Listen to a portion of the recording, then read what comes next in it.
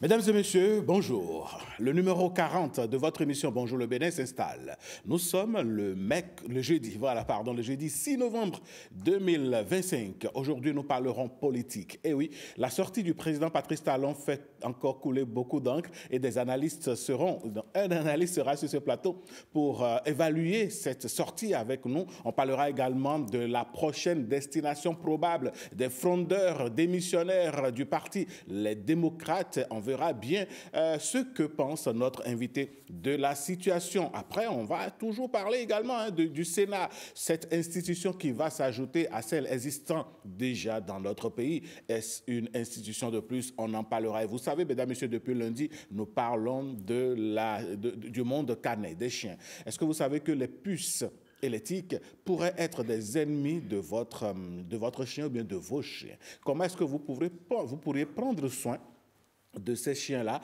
pour éviter que les puces et l'éthique ne les dérangent, voire ne les agressent? Heureuse Danone sera sur ce plateau pour nous donner les techniques et les astuces. Et vous savez, le Bénin culturel continue de faire ses grands pas et nous aurons donc un concert très prochainement. Et sur ce plateau, on va recevoir pour vous une diva de la musique africaine venant de la terre africaine du Togo. Elle s'appelle Adjo Asika. Elle sera l'invitée spéciale de Patrick Djossou. Et mesdames, messieurs, nous allons célébrer également un homme, quelqu'un qui a une passion pour la personnalisation de vos objets. Quand vous regardez un peu sur notre plateau, eh bien, vous savez de quoi je parle. Cet as, il pourrait vous les réaliser. Son portrait sera réalisé par Amandine Aniabossou, notre fine fleur. Voilà un peu, on finira l'émission avec les pièges à éviter lorsqu'on décide d'être vraiment actif sur les réseaux sociaux. Mesdames, messieurs, installez-vous confortablement. Nous allons passer le premier acte de cette célébration matinale.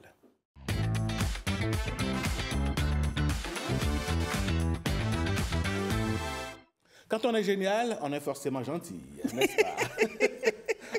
Bonjour. Bonjour Alain. Comment allez-vous? Très bien, comme d'habitude, et vous-même? Ça va bien. Ça fait plaisir. Ce matin, c'est un peu, disons, le violet qui gagne. C'est ça, c'est ça. Avec un design façon devant. C'est joli. Vous faites les choses simples mais graves. Merci. Ah ouais. Ah non, vous êtes formidable. Ah, c'est bon. La journée s'annonce très bien. Très bien. Et ce qui s'annonce bien, c'est aussi un festival dont vous allez nous parler dans le bulletin. Oui, tout à fait. Les cultures endogènes seront à l'honneur. C'est ça, on parle culture. Allez, c'est parti.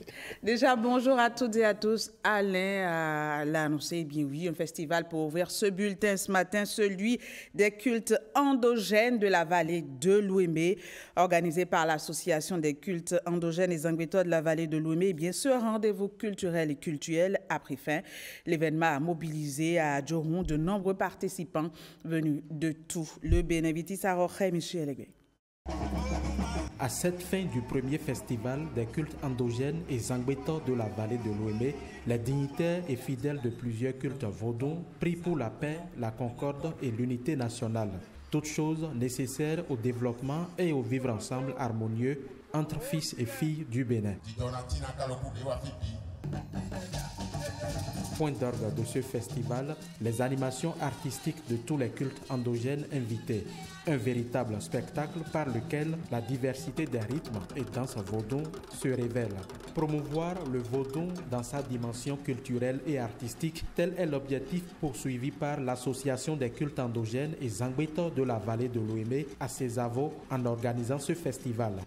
La Césavo Bénin, c'est pour la culture, c'est pour donner la valeur à notre culture, c'est pour faire la promotion de notre culture. Les différentes régions communautaires sont en train de semer le vivier du Vaudou Days. Donc le Vaudou Days doit se préparer dans les régions pour que le label que nous recherchons à Ouida pendant les Vaudou Days puisse être atteint. Le niveau que nous voulons, la modélisation que nous recherchons puisse être atteint. La fin de cette première édition du Festival des cultes endogènes et Zangbeto de la vallée de l'Ouémé, c'est aussi l'installation des démembrements de la Césavo dans plusieurs communes et départements.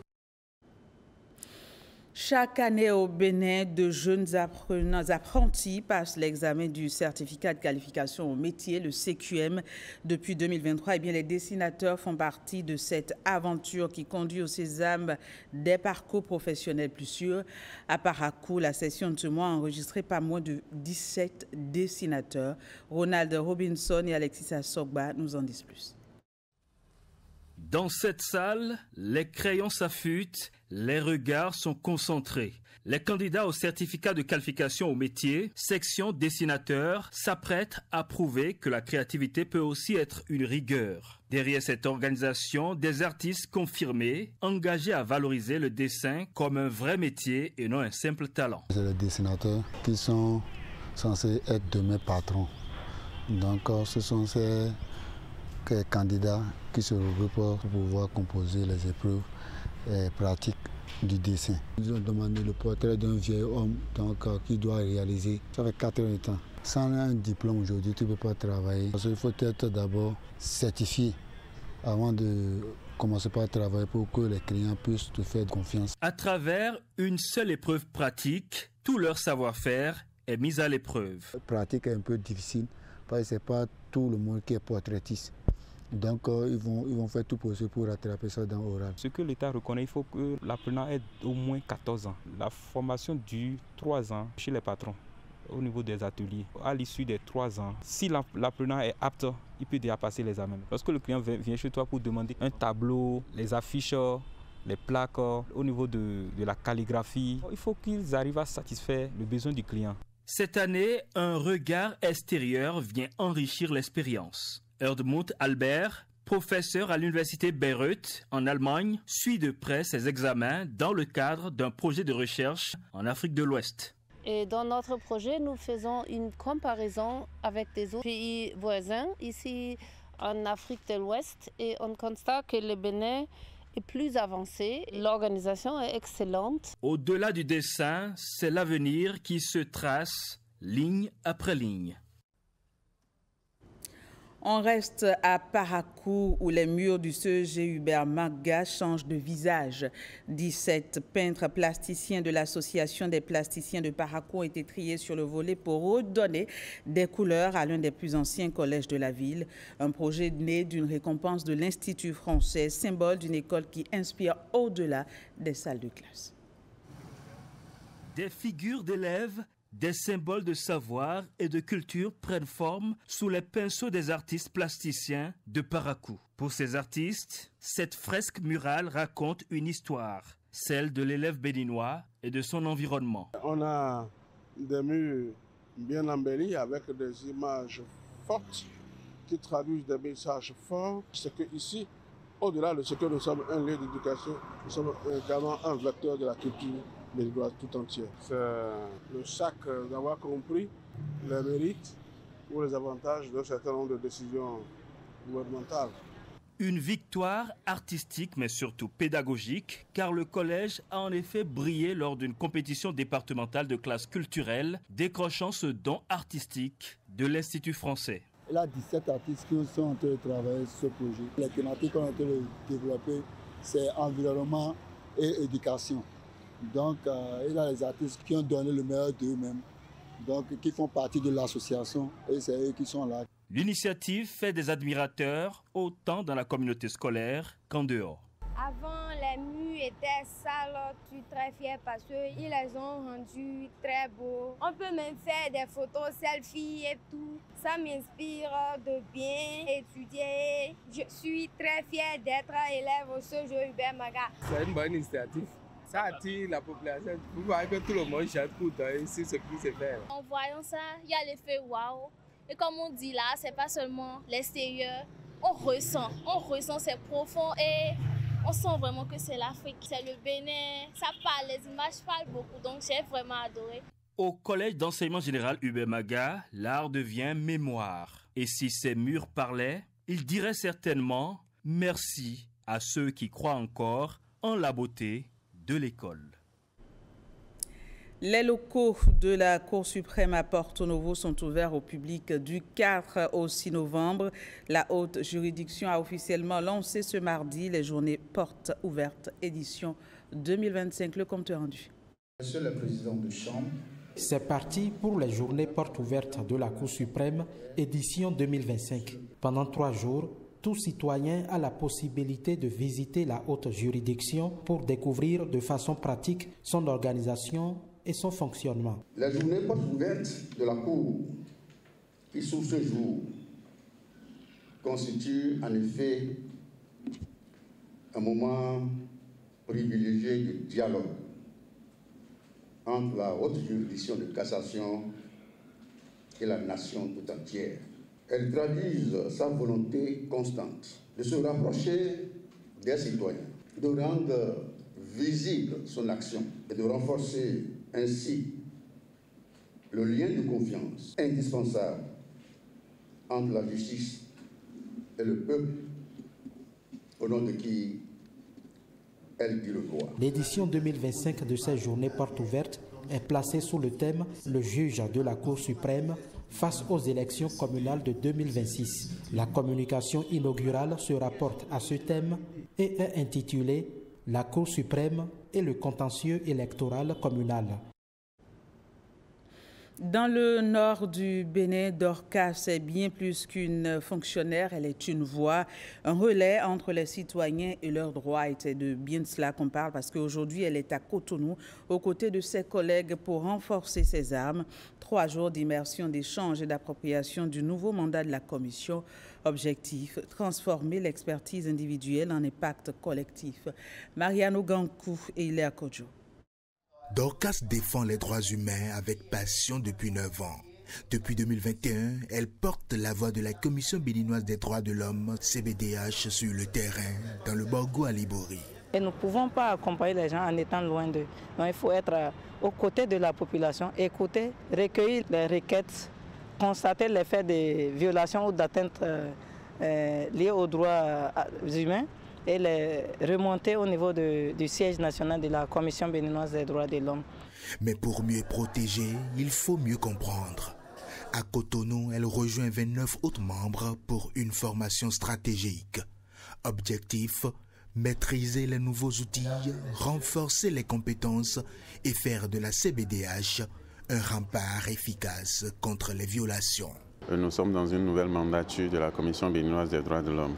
Et donc dans cette mandature, il y a de nouveaux commissaires, il y a un personnel nouveau aussi qui a besoin d'être acclimaté sur les questions pour une meilleure compréhension de la problématique des droits humains. Vous allez voir dans les mois à venir, nous nous engageons dans un processus qui nous permet vraiment de faire bénéficier aux citoyens le plus reculés. Il n'y a pas meilleure protection de droits que de les connaître. Grâce à l'appui du Haut Commissariat des Nations Unies aux droits de l'homme, cette formation transforme l'engagement en impact. Pour Dorcas et ses pairs, c'est un levier. Et pour les communautés, une meilleure connaissance des droits. Pour mieux se défendre, pour mieux vivre. Inclusion et participation des personnes handicapées dans la vie sociale et politique au Bénin. Ce thème a fait l'objet d'une causerie débat à Porto Novo. L'initiatrice a pour nom Benoît Roumenou. Elle œuvre pour la protection et la promotion des droits des personnes en situation de handicap. Compte rendu de la causerie débat avec Vitis Aoré et Calvado Avanou.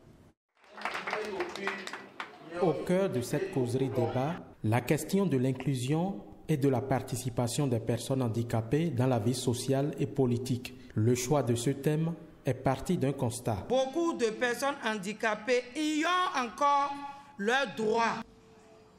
Donnons la parole à ceux qui sont trop longtemps restés réduits au silence. Les échanges ont permis aux participants d'en savoir un peu plus sur les droits des personnes vivant avec un handicap. On a dit la société et la politique.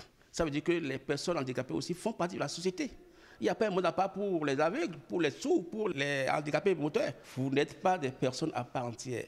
Vous devez faire partie intégrante du monde politique. Nous adressons nos sincères remerciements à notre maman Benoît Roumenou, notre marraine. Au nom de toute la communauté éducative de l'école inclusive des sourds et entendants de Louo, nous venons présenter nos sincères remerciements pour votre soutien indéfectible et votre engagement à nos côtés. À cette occasion, les initiatives du gouvernement en faveur des personnes handicapées sont également exposées.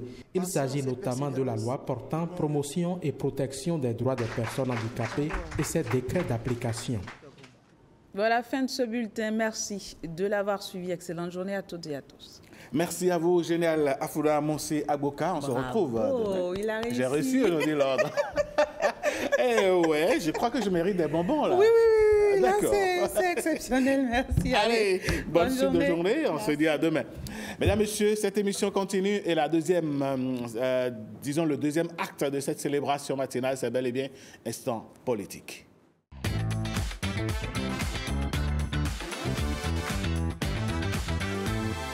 Va me rejoindre sur ce plateau notre invité de ce matin pour essayer d'analyser, décrypter, percevoir ce qui est derrière le miroir, faire en sorte de rentrer dans une sorte de compréhension un peu plus profonde de cette sortie du président de la République, Patrice Talon, qui a dit un certain nombre de choses. Lui, c'est un journaliste, un confrère, un essayiste, et donc il est sur ce plateau. Monsieur Ange Banoé, bonjour. Bonjour Alain Souchoumaï et bonjour téléspectateurs.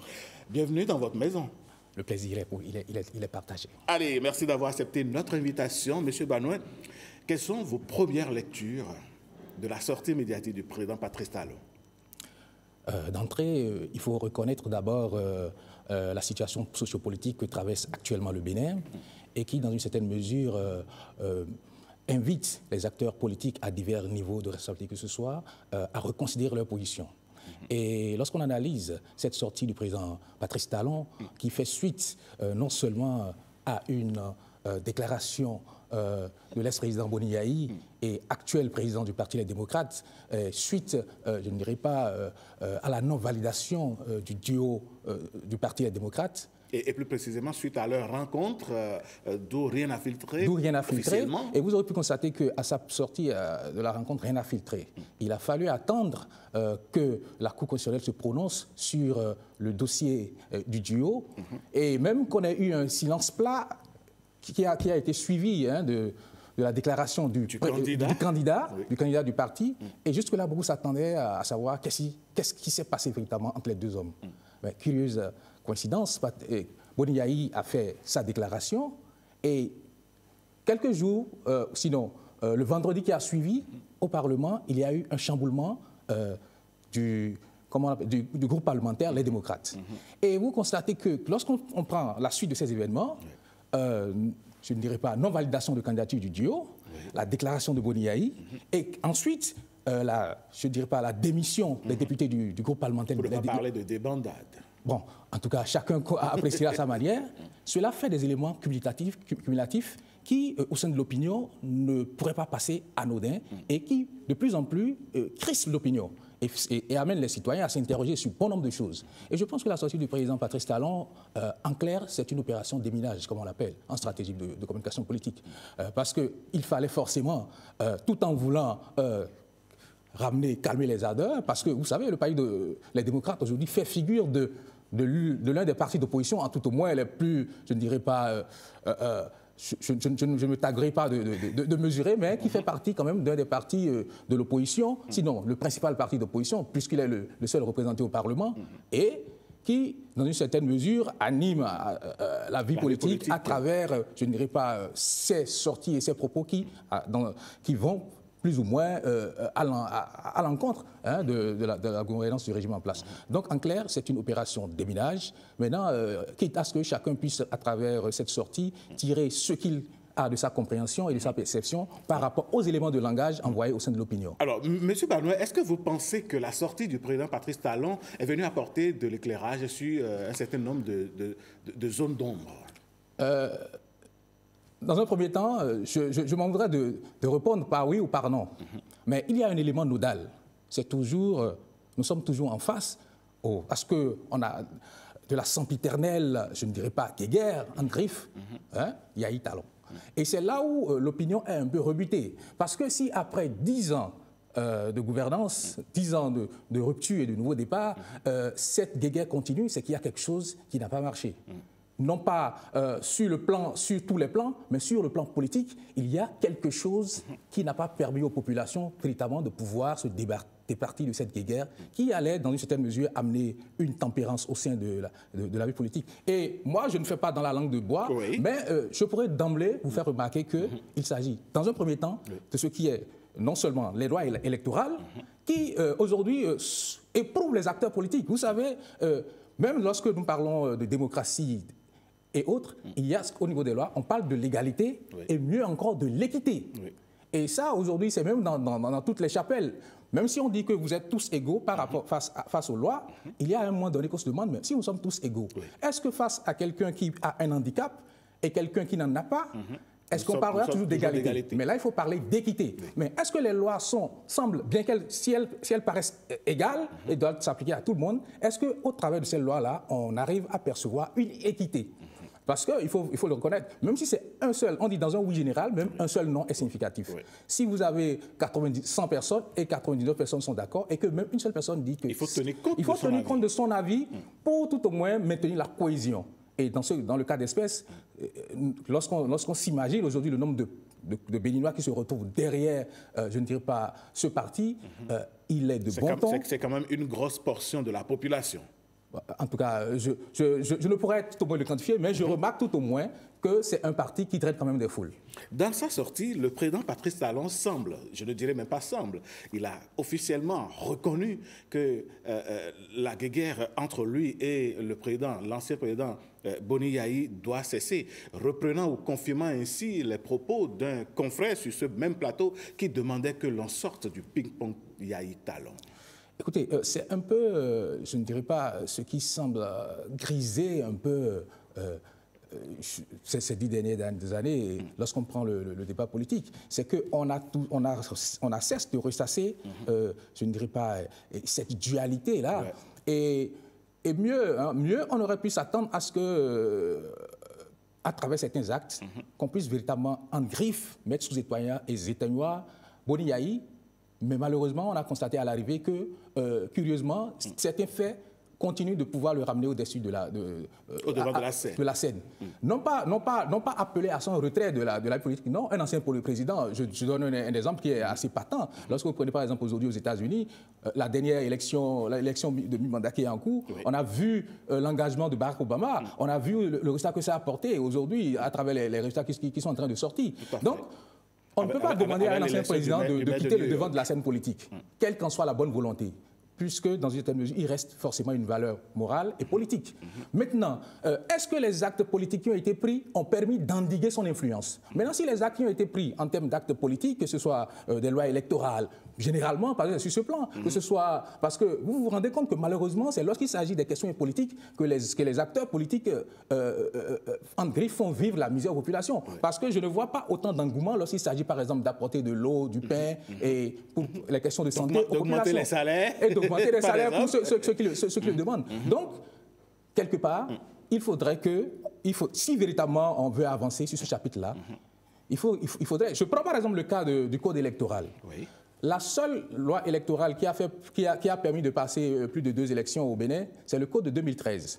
Et dès que les codes qui ont suivi, il y a eu on est arrivé à près de 4 retouchements, 4 relectures. Et tout récemment, on a eu une relecture. Vous voyez, et quand vous voyez que les lois électorales sont touchées, retouchées, et non seulement ça, il faut les expérimenter pour pouvoir rester dans le temps, pour les rendre accessibles aux acteurs. Je prends même un dernier cas de figure. Tout récemment, il y a quelques jours, les partis politiques sont en train de déposer leur dossier de candidature pour les communales. 3630, si je ne me trompe, dossiers. Ce n'est pas 300, 3000. Et donc, vous vous rendez compte que si, par exemple, pour une virgule ou bien pour quelqu'un dont le nom est coché et qu'on devait, par exemple, sanctionner tout ce bon nombre-là pour un parti, vous voyez ce que ça pourrait créer. Les lois électorales ne peuvent pas être, je ne dirais pas, des pilules à avaler. Elles doivent être digestes et faciliter à ce que tous les acteurs qui désirent, qui tout au moins conformes aux exigences, puissent y participer. Quitte maintenant aux populations de pouvoir départir en fonction du programme ou bien de la vision que porte chaque... Mais lorsque les populations se rendent compte que peut-être que certains se retrouvent dans une posture où en griffe, bon an, mal an, ou bien de façon apparente et autres, sont face à des, je ne dirais pas, ce qu'on pourrait appeler à des chimères, et là, ça crise. La situation devient chrysogène. Et c'est à ça que je pense qu'il ne faudrait pas qu'on en arrive. Il faut que les acteurs politiques travaillent à ce que les lois politiques ne soient pas ceux qui créent des chimères aux populations, mais plutôt que ceux qui va véritablement créer, qui travaillent, qu'ils œuvrent à ce que ces lois-là soient digestes, accessibles et compréhensibles pour tous. Parce qu'on a vu à plus d'une fois que des lois qui sont prises au Parlement, on se réfère à des institutions. Regardez par exemple ce qui s'est passé avec la question de l'autoparrainage. Si on s'en tient véritablement à ce que la loi n'interdit pas est prescrit, cela ne devrait pas poser un problème. Mais dans la mesure où le sujet se pose, pourquoi est-ce que les parlementaires n'ont pas cherché à légiférer ou bien à statuer, et c'est la Sénat qui doit aller leur expliquer cela. Donc ces éléments-là amènent à ce que, et quand vous voyez que ce genre de situation peut profiter à un camp et défavoriser à un autre, vous vous rendez compte que la crise peut naître. Dans l'opinion, ça laisse un hic. Monsieur Banoué, on comprend, et toujours à l'aune des déclarations du président Patrice Talon, qui dit qu'il va instruire son camp à rencontrer les frondeurs et démissionnaires. Est-ce que vous entrevoyez déjà une destination pour les démissionnaires? Écoutez, par rapport à ces propos du chef de l'État, c'est son avis et nul ne peut le soustraire à cela. Simplement que la seule chose à laquelle moi je me réfère, c'est la question, la réforme du système partisan. D'où est-ce qu'on est parti et quel est l'objectif visé, et est-ce qu'à travers ces jeux, ce qu'on désignait malheureusement de transhumance politique, si cela est en train si on est en train de mettre fin à cela, parce que je pense que c'est l'un des éléments premiers de la réforme du système partisan. Et mieux encore, des grands ensembles. Et mieux encore, de la loi portant statut de l'opposition. Et dans cette loi, j'ai bien envie de citer, si cela ne va pas mettre du temps à retrouver l'article. Oui, allez-y. Normalement, aucun parti de l'opposition ne peut s'acoquiner avec un parti de la mouvance. Et nul ne peut quitter l'opposition pour la mouvance sans avoir fait une déclaration officielle. Et on a constaté que, malgré que cette réforme-là existe pour pouvoir permettre à ce que l'opposition ne soit pas en griffe, infiltrée et vidée de ses substances, qu'il y a toujours des pratiques qui courent, qui permettent à ce que des acteurs politiques qui se réclament du jour de l'opposition, en journée de l'opposition, en soirée, on se demande, mais finalement, ils sont de quel camp? Et là, ça pose un problème, non seulement en termes d'éthique. Vous faites allusion au parti FCBE qui est de l'opposition, qui déclare être de l'opposition, mais qui a obtenu des parrainages de la mouvance présidentielle. Est-ce qu'il y a un élément d'incompréhension d'opposition modérée, mais ça, ce n'est pas ma lecture. Parce que lorsque vous prenez un parti d'opposition, et lorsqu'on prend même d'abord comme on appelle la loi portant statut de l'opposition, cela ne devait avoir lieu. Cela ne devait se comprendre. Le parti d'opposition est appelé à être l'alternative de la mouvance ou bien du pouvoir en place, à faire des propositions. Loin de moi de parler de ce que certains pourront appeler un bras de fer politique. Non. Mais mieux encore, lorsque nous prenons par exemple aujourd'hui le Parlement béninois, le Parlement béninois n'est pas un gouvernement où il faut avoir des accords de gouvernance pour pouvoir siéger au Parlement. Le Parlement, on n'est pas dans un système parlementaire où le président doit être élu par le Parlement, et si un groupe de parlement ou bien ceux qui ont la majorité n'ont pas le nombre de sièges pour pouvoir élire le président, il faut trouver des accords. On est dans un système présidentiel que certains calculent même de fort, où, et mieux, les députés, il n'y a pas de gouvernement. Le président du Parlement est le primus pares, il est le premier parmi ses pairs. Il n'est pas membre du gouvernement. Le bureau du Parlement n'est pas un gouvernement. Ce n'est pas l'exécutif. Bien évidemment. Le Parlement est là pour légiférer et contrôler l'action du gouvernement. Donc, certaines dispositions aujourd'hui, même si l'ambition ou bien la vision est peut-être telle que souhaitée d'avoir des partis politiques forts, on n'aura plus trouvé d'autres mécanismes qui auraient pu permettre à ce que les partis puissent chercher à se réunir, ou bien que les acteurs politiques puissent chercher à se réunir, ou bien mieux, on a constaté que même sur la loi portant charte des partis politiques, bien qu'on ait demandé aux partis politiques d'avoir une vision, un logo, un projet de société, il n'est mis nulle part, nulle part le mécanisme, par exemple, de désignation des candidats. Normalement, parce que on doit pouvoir spécifier officiellement, par exemple, qu'il doit y avoir des primaires. De préliminaires, et comment ça va se passer? Si on continue toujours comme ça, parce qu'on pourrait penser que c'est de la responsabilité des partis, mais un parti politique que le contribuable finance, le contribuable doit pouvoir aussi avoir le regard sur son fonctionnement, et non que ça devienne encore une propriété privée, parce que c'est ce que nous avons refusé en disant qu'il faut aller à la réforme du système partisan, éviter d'avoir des partis de famille, des partis claniques, en griffe, etc., ou bien des partis qui sont des boutiques en griffe, de la propriété privée de certains. Des partis entremetteurs, par exemple. Donc, lorsque vous prenez ces éléments-là, vous vous rendez compte que véritablement, le véritable problème qui a couru durant ces dernières années, c'est une question de légistique qui a véritablement créé de la chamaillerie entre les acteurs politiques et malheureusement a contribué à ce que nous n'aurions pas souhaité, à des pertes en vies humaines et à des tensions politiques, ce que moi j'aurais trouvé d'inutile. Il faut donc travailler à assurer des élections transparentes, mais surtout paisibles pour les populations. Le dernier sujet que nous allons aborder, Ange Banouin, c'est bel et bien cette initiative de 2 députés de la mouvance présidentielle qui estiment qu'il faut mettre en place un Sénat. Vous savez, cette question, premièrement, après avoir eu cette annonce, ma première question, c'est de savoir quel type de Sénat, ou bien qu'est-ce qu'ils mettent dans le Sénat. Parce que le Sénat que moi je connais, c'est une chambre haute, comme aux États-Unis, par exemple. Voilà, et il y a le Sénat également, dans certains pays également, même le Togo voisin a un Sénat. Le Cameroun, le Sénégal, la Côte d'Ivoire. Mais le Sénat, en réalité, n'est pas je ne dis pas une institution de personnes en griffe qui ne sont pas non élus, qui n'ont pas souscrit à un suffrage.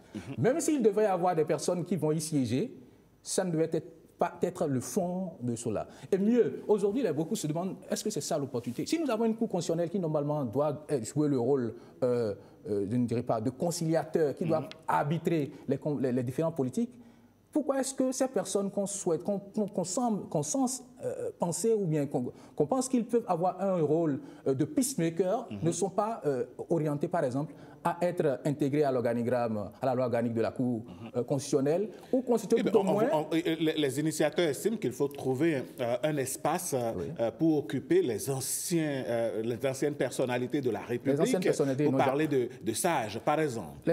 Vous savez, c'est là où parfois aussi les trucs sont un peu en griffe les uns à l'antipode des autres. Si on suspecte qu'il y a trop de... Comment on appelle ça? Présence. D'activité politique à outrance, face à ce qu'en griffe, c'est un désir d'activité de développement en griffe. Et là, sur ce point aussi, on pouvait en revenir, parce que le développement, ce ne sont pas que des infrastructures, c'est aussi la superstructure, c'est la manière de penser. Et la manière de penser prend en compte la vision politique, c'est-à-dire le régime politique sous lequel on veut mettre en place ce mécanisme de développement.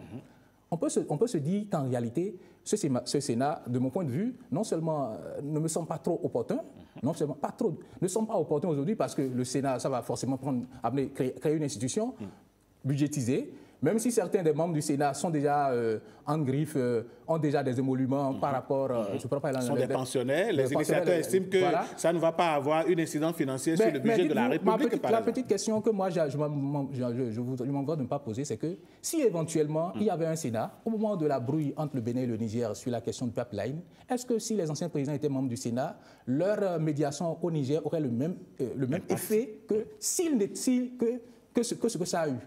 Parce qu'une fois que vous appartenez de façon officielle à une institution républicaine, il serait difficile que vous deveniez un médiateur. Un médiateur doit être neutre.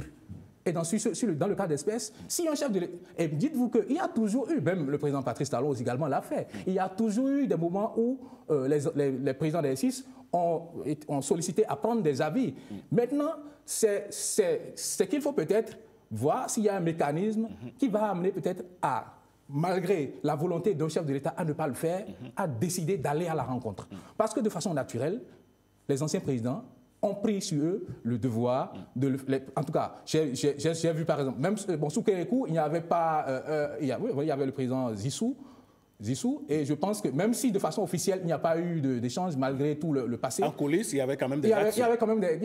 Et après cela, Boni Yayi a fait de même. Il a même rencontré même certains présidents l'ancien président qui étaient par exemple des groupes de Bruno Amoussou par exemple, il a visité à Demain. Parce qu'à Demain, lorsque vous voulez prendre des actions politiques fortes qui ont des impacts, vous ne pouvez pas vous contenter simplement en griffe de votre vue personnelle. Vous devez au moins confronter cela avec vos conseillers que vous avez nommés. Cela. Maintenant, l'autre chose, c'est quoi? C'est l'acte c'est là où peut-être on peut observer une ambivalence, c'est le fait de mener l'acte et que derrière l'acte qui sera le fait d'aller vers les autres et derrière l'acte qui sera pris sera pas forcément en ligne directive. Ange Banois, je vous arrête pas. Il y a quelque chose qui semble nous échapper. Moi, je voudrais savoir. Le président Patrice Talon affirme qu'il faudra prendre une loi qui le sorte, lui, de la sphère politique, ainsi que son alter ego, si je puis me permettre, Boni Yayi, du terrain politique, pour qu'eux deux se retrouvent dans une sorte de structure de sages. Comment est-ce que deux personnalités, avec des personnalités aussi fortes, pourraient se retrouver à nouveau ensemble, dans le même temps, en souhaitant quitter le terrain politique? C'est là où c'est là où moi je vous ai parlé d'une opération de déminage, et mieux encore... peut-être vous savez, dans une posture, on peut avoir des ressentis personnels.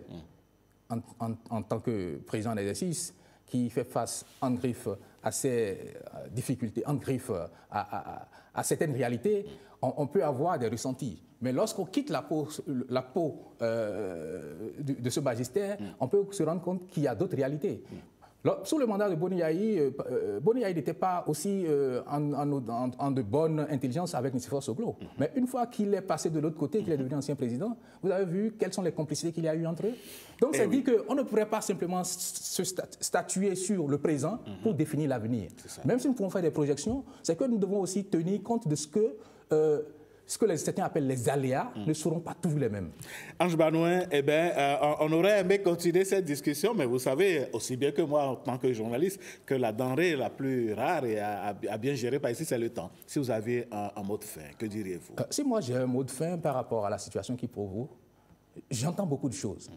Et de l'avis de certains, par rapport à ce qui se projette, on constate que des acteurs politiques, et mieux le chef de l'État, a envie d'implémenter une vision.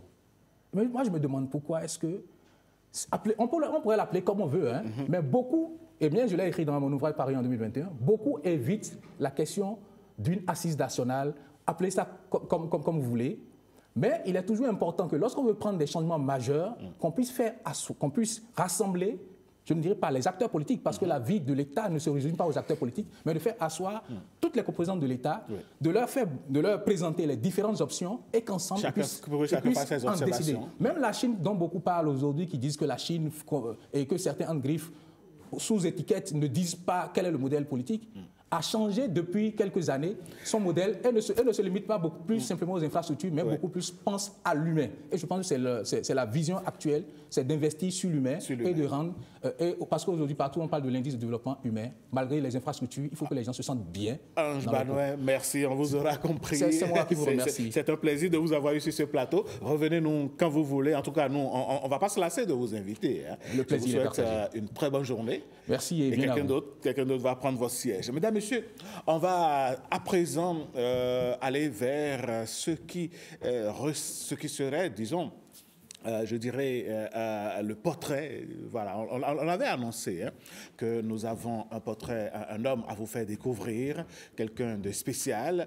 Eh bien, celle qui se charge de nous faire connaître cette merveilleuse personne s'appelle Alia Bossou Amandine. On déroule le tapis pour elle.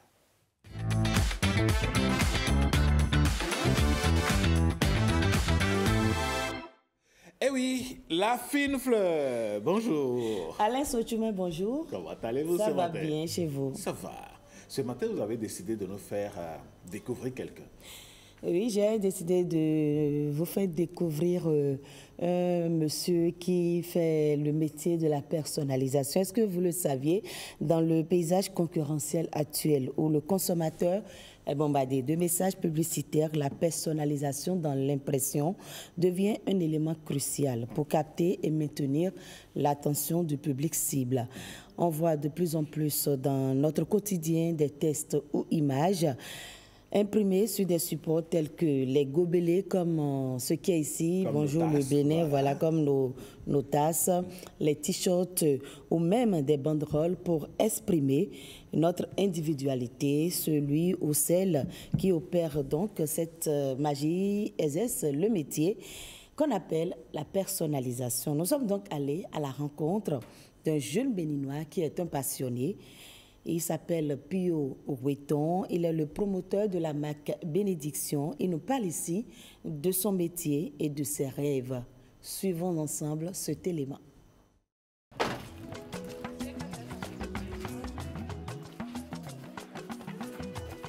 Bonjour monsieur. Bonjour madame. Comment vous allez? Je vais très bien chez vous. Ça va très bien. Bonjour le Bénin est ce matin dans un atelier de personnalisation. Soyez les bienvenus. Merci beaucoup. Vous pouvez rentrer. Ok. Ici, on a déjà tout ce que vous fabriquez. Ma vision, c'est que tous autant que nous sommes, nous avons quelque chose de particulier en nous, quelque chose d'unique que Dieu a mis en nous pour pouvoir accomplir notre mission. Voilà. Donc, d'autres l'appellent talent, d'autres l'appellent passion. Moi, je l'appelle bénédiction. Donc, ma vision derrière bénédiction, c'est que chaque personne puisse révéler ce qu'il a rendu. Moi, j'ai ma passion pour l'art, la personnalisation.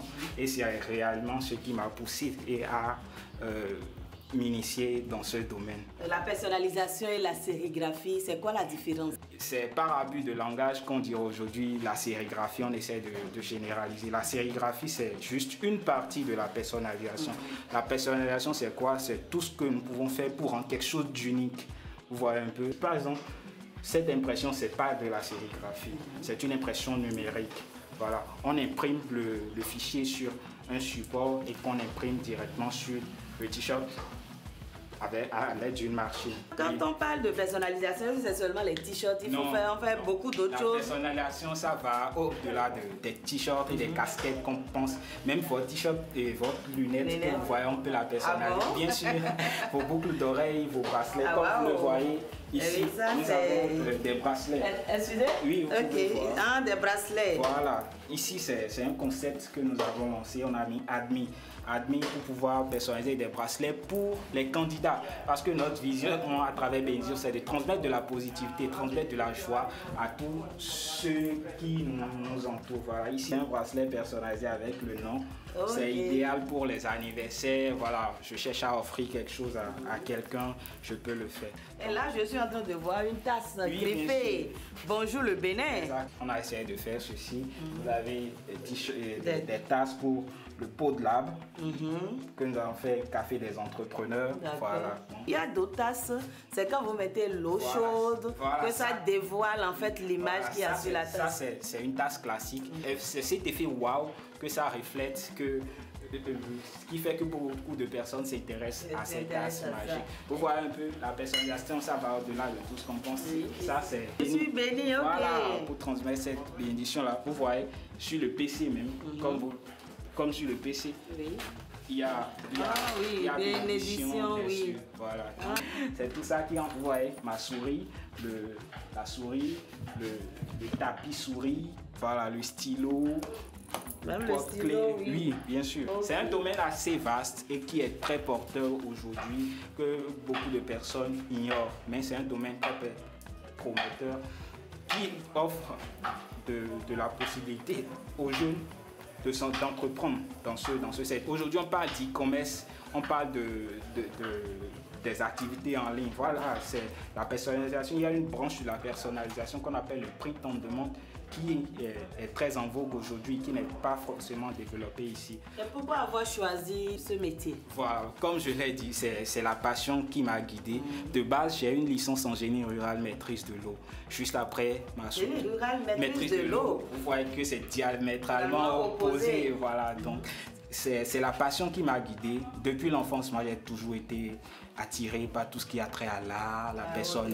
Voilà, je faisais les bracelets depuis que j'étais en classe de C1. Quand je vois un truc qui a rapport avec ce truc que j'aime, je dis, ah, ce truc, je peux m'y intéresser. Et voilà, donc ça a fait qu'en première année, ils étaient venus lancer des séries de formations dans lesquelles il y avait la personnalisation. Bon, la sérigraphie, je dirais. Ça, c'est un concept que nous avons lancé. Vous avez vu, la fête de Noël approche. Donc, pourquoi ne pas mettre la Noël dans nos conditions d'ici? Donc, au lieu de mettre le Papa Noël sur les t-shirts comme le font tout le monde, on a mis l'Amazon. Vous allez voir l'Amazon. L'Amazon là, elle est spéciale. Voilà, elle est habillée en Noël, voilà, pour pouvoir valoriser ce truc que nous avons ici. Pour ce matin, vous voulez réaliser des t-shirts. On va voir un peu comment vous procédez. Exactement. On y va? On peut y aller.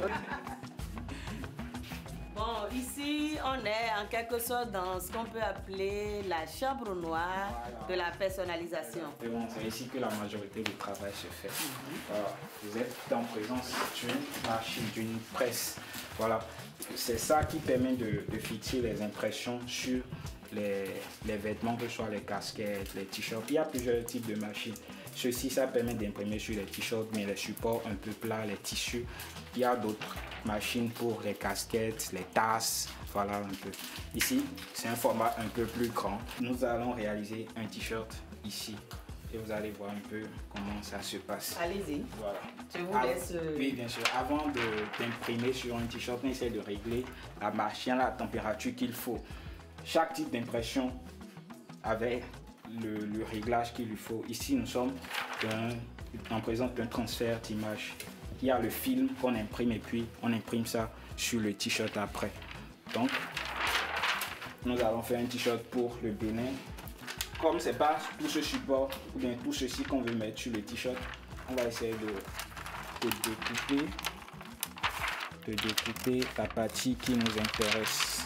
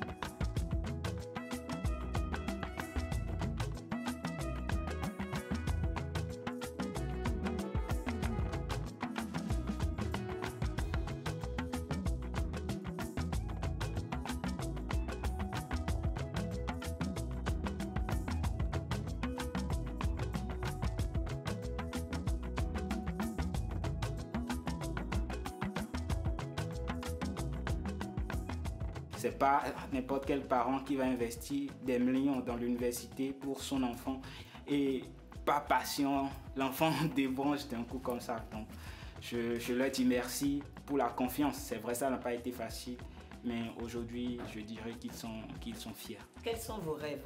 Mon rêve est grand. Mon rêve est grand, c'est de transmettre à cette jeunesse aujourd'hui qu'on peut vraiment faire quelque chose de bien, de grand, à travers ce qu'on aime, sa passion, son talent. Je suis une bénédiction. Tous les jours, quand on se réveille, rendre grâce et dire je suis une bénédiction. Peu importe les situations, peu importe ce qu'on traverse, dites-vous que vous êtes une bénédiction, vous êtes capable de très grandes choses. Merci beaucoup à vous. Merci beaucoup, madame. Ce fut un plaisir. Le plaisir est partagé. Merci. Ah ouais, je suis une bénédiction. Mesdames, Messieurs, vous êtes une bénédiction pour nous autres parce que c'est votre attention qui nous porte. Et quand vous vous levez chaque matin, dites-vous que vous êtes une bénédiction. Ah ouais, mais l'endroit de votre reportage qui m'a touché, c'est jusqu'où la passion peut amener quelqu'un à laisser complètement sa formation de base et se consacrer à ce qui nourrit son âme. Et ça n'a pas été facile pour lui, d'après ce qu'il nous a dit. Et il n'a pas voulu demander aux parents ou bien informer les parents que c'est le dessin qui est sa passion. Donc, il a fait l'école à l'université, il a choisi sa filière parce qu'il ne voulait pas décevoir les parents. Donc, ça, le message qu'il faut garder également, c'est qu'il faut dire aux parents qu'aujourd'hui, quand vous avez des enfants qui ont des passions, laissez-les vivre leur passion. Parce qu'aujourd'hui, l'école est importante. Mais on vous demande beaucoup plus aujourd'hui, qu'est-ce que vous savez faire? Donc, vous allez à l'école, mais apprenez quelque chose en plus et ça va vous profiter plus tard. Vous allez voir dans l'élément, il y a un jeune, c'est un élève. Il y avait un garçon qui nous a aidé avec le t-shirt. Voilà, quand vous c'est un élève, le t-shirt. Je crois qu'il est en classe de 3e. Il s'appelle Omer. Donc, quand il n'est pas à l'école, il travaille, il est à l'atelier avec Monsieur Pio. Donc, il l'aide à développer également son talent qui est l'art. On a rencontré également une autre dame. Elle a fini, elle est styliste, elle a fini. Mais en plus du stylisme, elle a voulu ajouter la personnalisation pour peaufiner davantage son style et tout.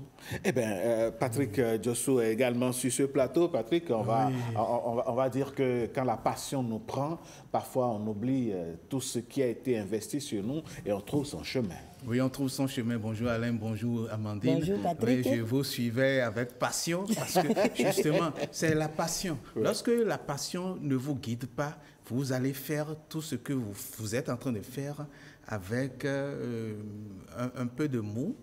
Il n'y aura pas d'énergie. Il n'y aura pas d'énergie. Vous allez le faire juste parce qu'il faut le faire. Mais lorsque la passion est installée, vous pouvez laisser même le sommeil de côté, ce que nous faisons tous. Nous sommes tous passionnés là.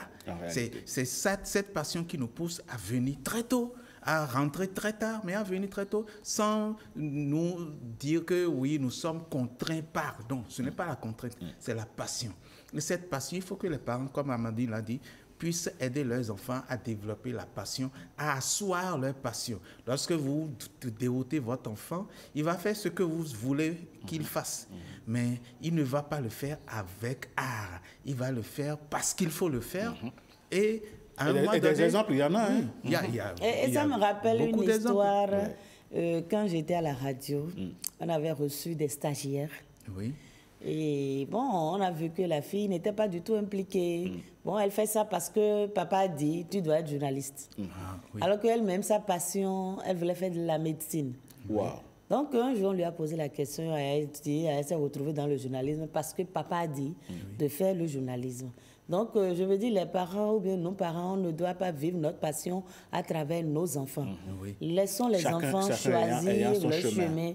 Oui, exactement. Parce qu'il y a des parents qui se disent aussi, il y a des familles où c'est de père en fils ou de mère en fille. Ça peut se comprendre dans une certaine mesure. Mais dans d'autres familles, le père dit, je voulais être ceci, je n'ai pas pu. Donc, mon fils doit l'être. Et il voudrait se retrouver à travers sa progéniture. Voilà. Mais la mère le dit aussi. Donc, se retrouver avec, c'est une passion détournée. Voilà. Mais l'autre chose, c'est que Amandine vient de le dire, elle s'est retrouvée dans le journalisme. Votre stagiaire, voilà, alors qu'elle voulait faire la médecine. À contrario, moi je connais un médecin qui est l'un des excellents communicateurs du pays aujourd'hui et qui fait dans la production audiovisuelle comme ce n'est pas permis. Luc Vaudouret, pour ne pas citer le nommer. Voyez-vous, donc effectivement, nous avons chacun une passion qui nous brûle. Il faut tracer son chemin, il faut accompagner les enfants, il faut détecter en eux le talent qu'ils ont. Mais c'est vrai, l'homme peut faire plusieurs choses à la fois. C'est vrai. Voilà, le gars, il peut laisser tomber la bistouri, ou bien le bistouri, je ne sais pas, voilà, autant pour moi. Et se tourner vers le micro. Et se retrouver au micro, et puis il quitte le micro, et puis ça y est, il se retrouve encore à l'hôpital. On peut faire plusieurs choses à la fois quand on en a l'énergie, mais il faut encourager comme... Je connais un jeune médecin, et il est en Angleterre présentement, et quand il prend la guitare, il est totalement... il devient fou. C'est un soliste, Isaac. Lorsqu'il prend la guitare, il oublie bistouri, scalpel et tout le reste. Parce que c'est sa passion. Mais il a voulu faire la médecine parce que on voulait qu'il y ait un médecin dans la famille. Dans la famille. mais il faut dire, quand vous allez par exemple à la FSS, vous allez voir des étudiants très sérieux. Mais j'ai assisté plusieurs fois à leur sortie de promotion. Non mais ils ont des talents. Si c'est pour chanter, pour faire du théâtre. Ah non mais... Donc... ils sont multidisciplinaires. Voilà. Multidisciplinaires. Donc, vous êtes émerveillé quand vous assistez à une sortie de promotion, par exemple, à la FSS. C'est comme chez les militaires aussi. Ah oui, voilà encore une autre corporation quand on va qui chez les regorge militaires, quand même de talent.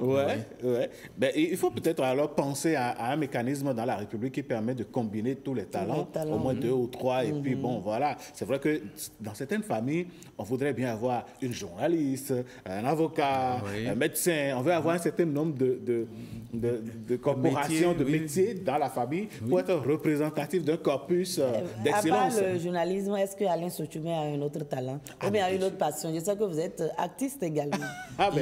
C'est un bassiste. En tout cas, c'est un artiste puisqu'il a sorti un clip. Moi, j'aime bien la chanson. C'est vrai. J'ai produit en 2021. J'ai sorti 2 chansons qui sont là.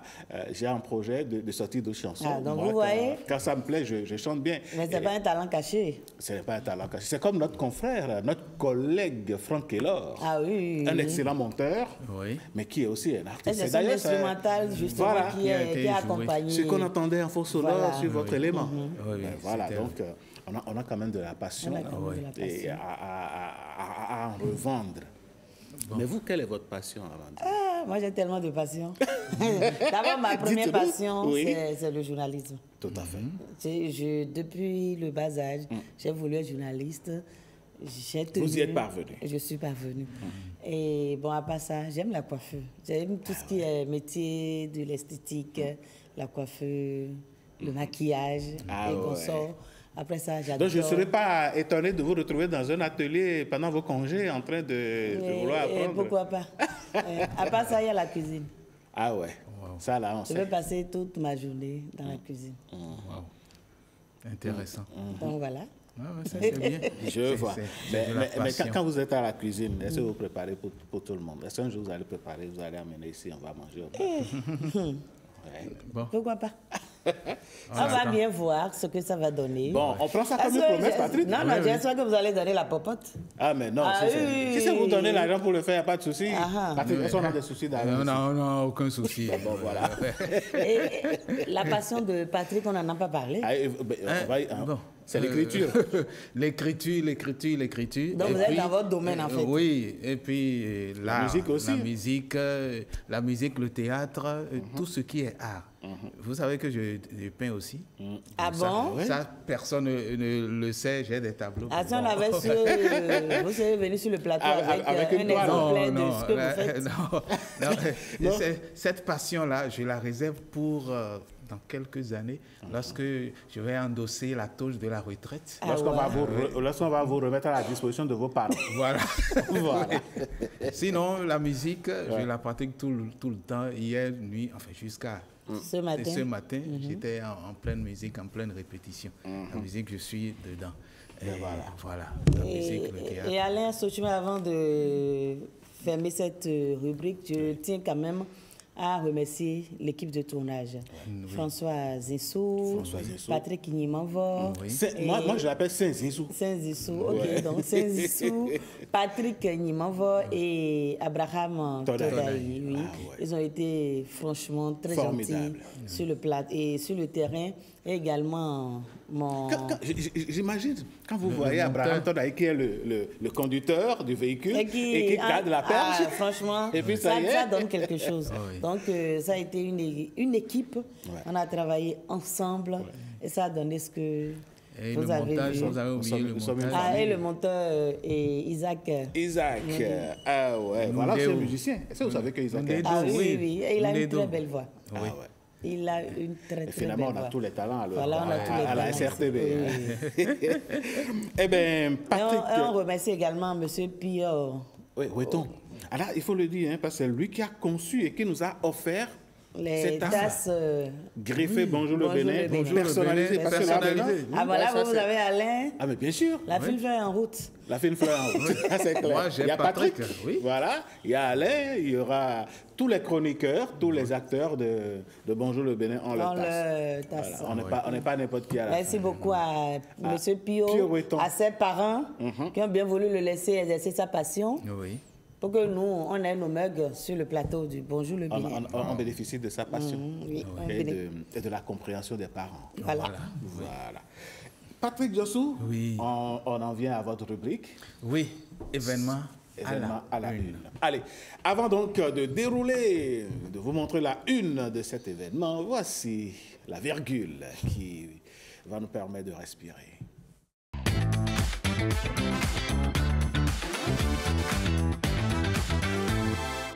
Événement à la une, notre pays bouillonne de culture. Et oui, depuis un certain nombre d'années déjà, le Bénin a fait le pari de se montrer, sinon de se hisser sur le toit du monde en faisant briller sa culture. Et ce matin, le rendez-vous est également pris, Patrick Jossou. Oui, le rendez-vous est également pris.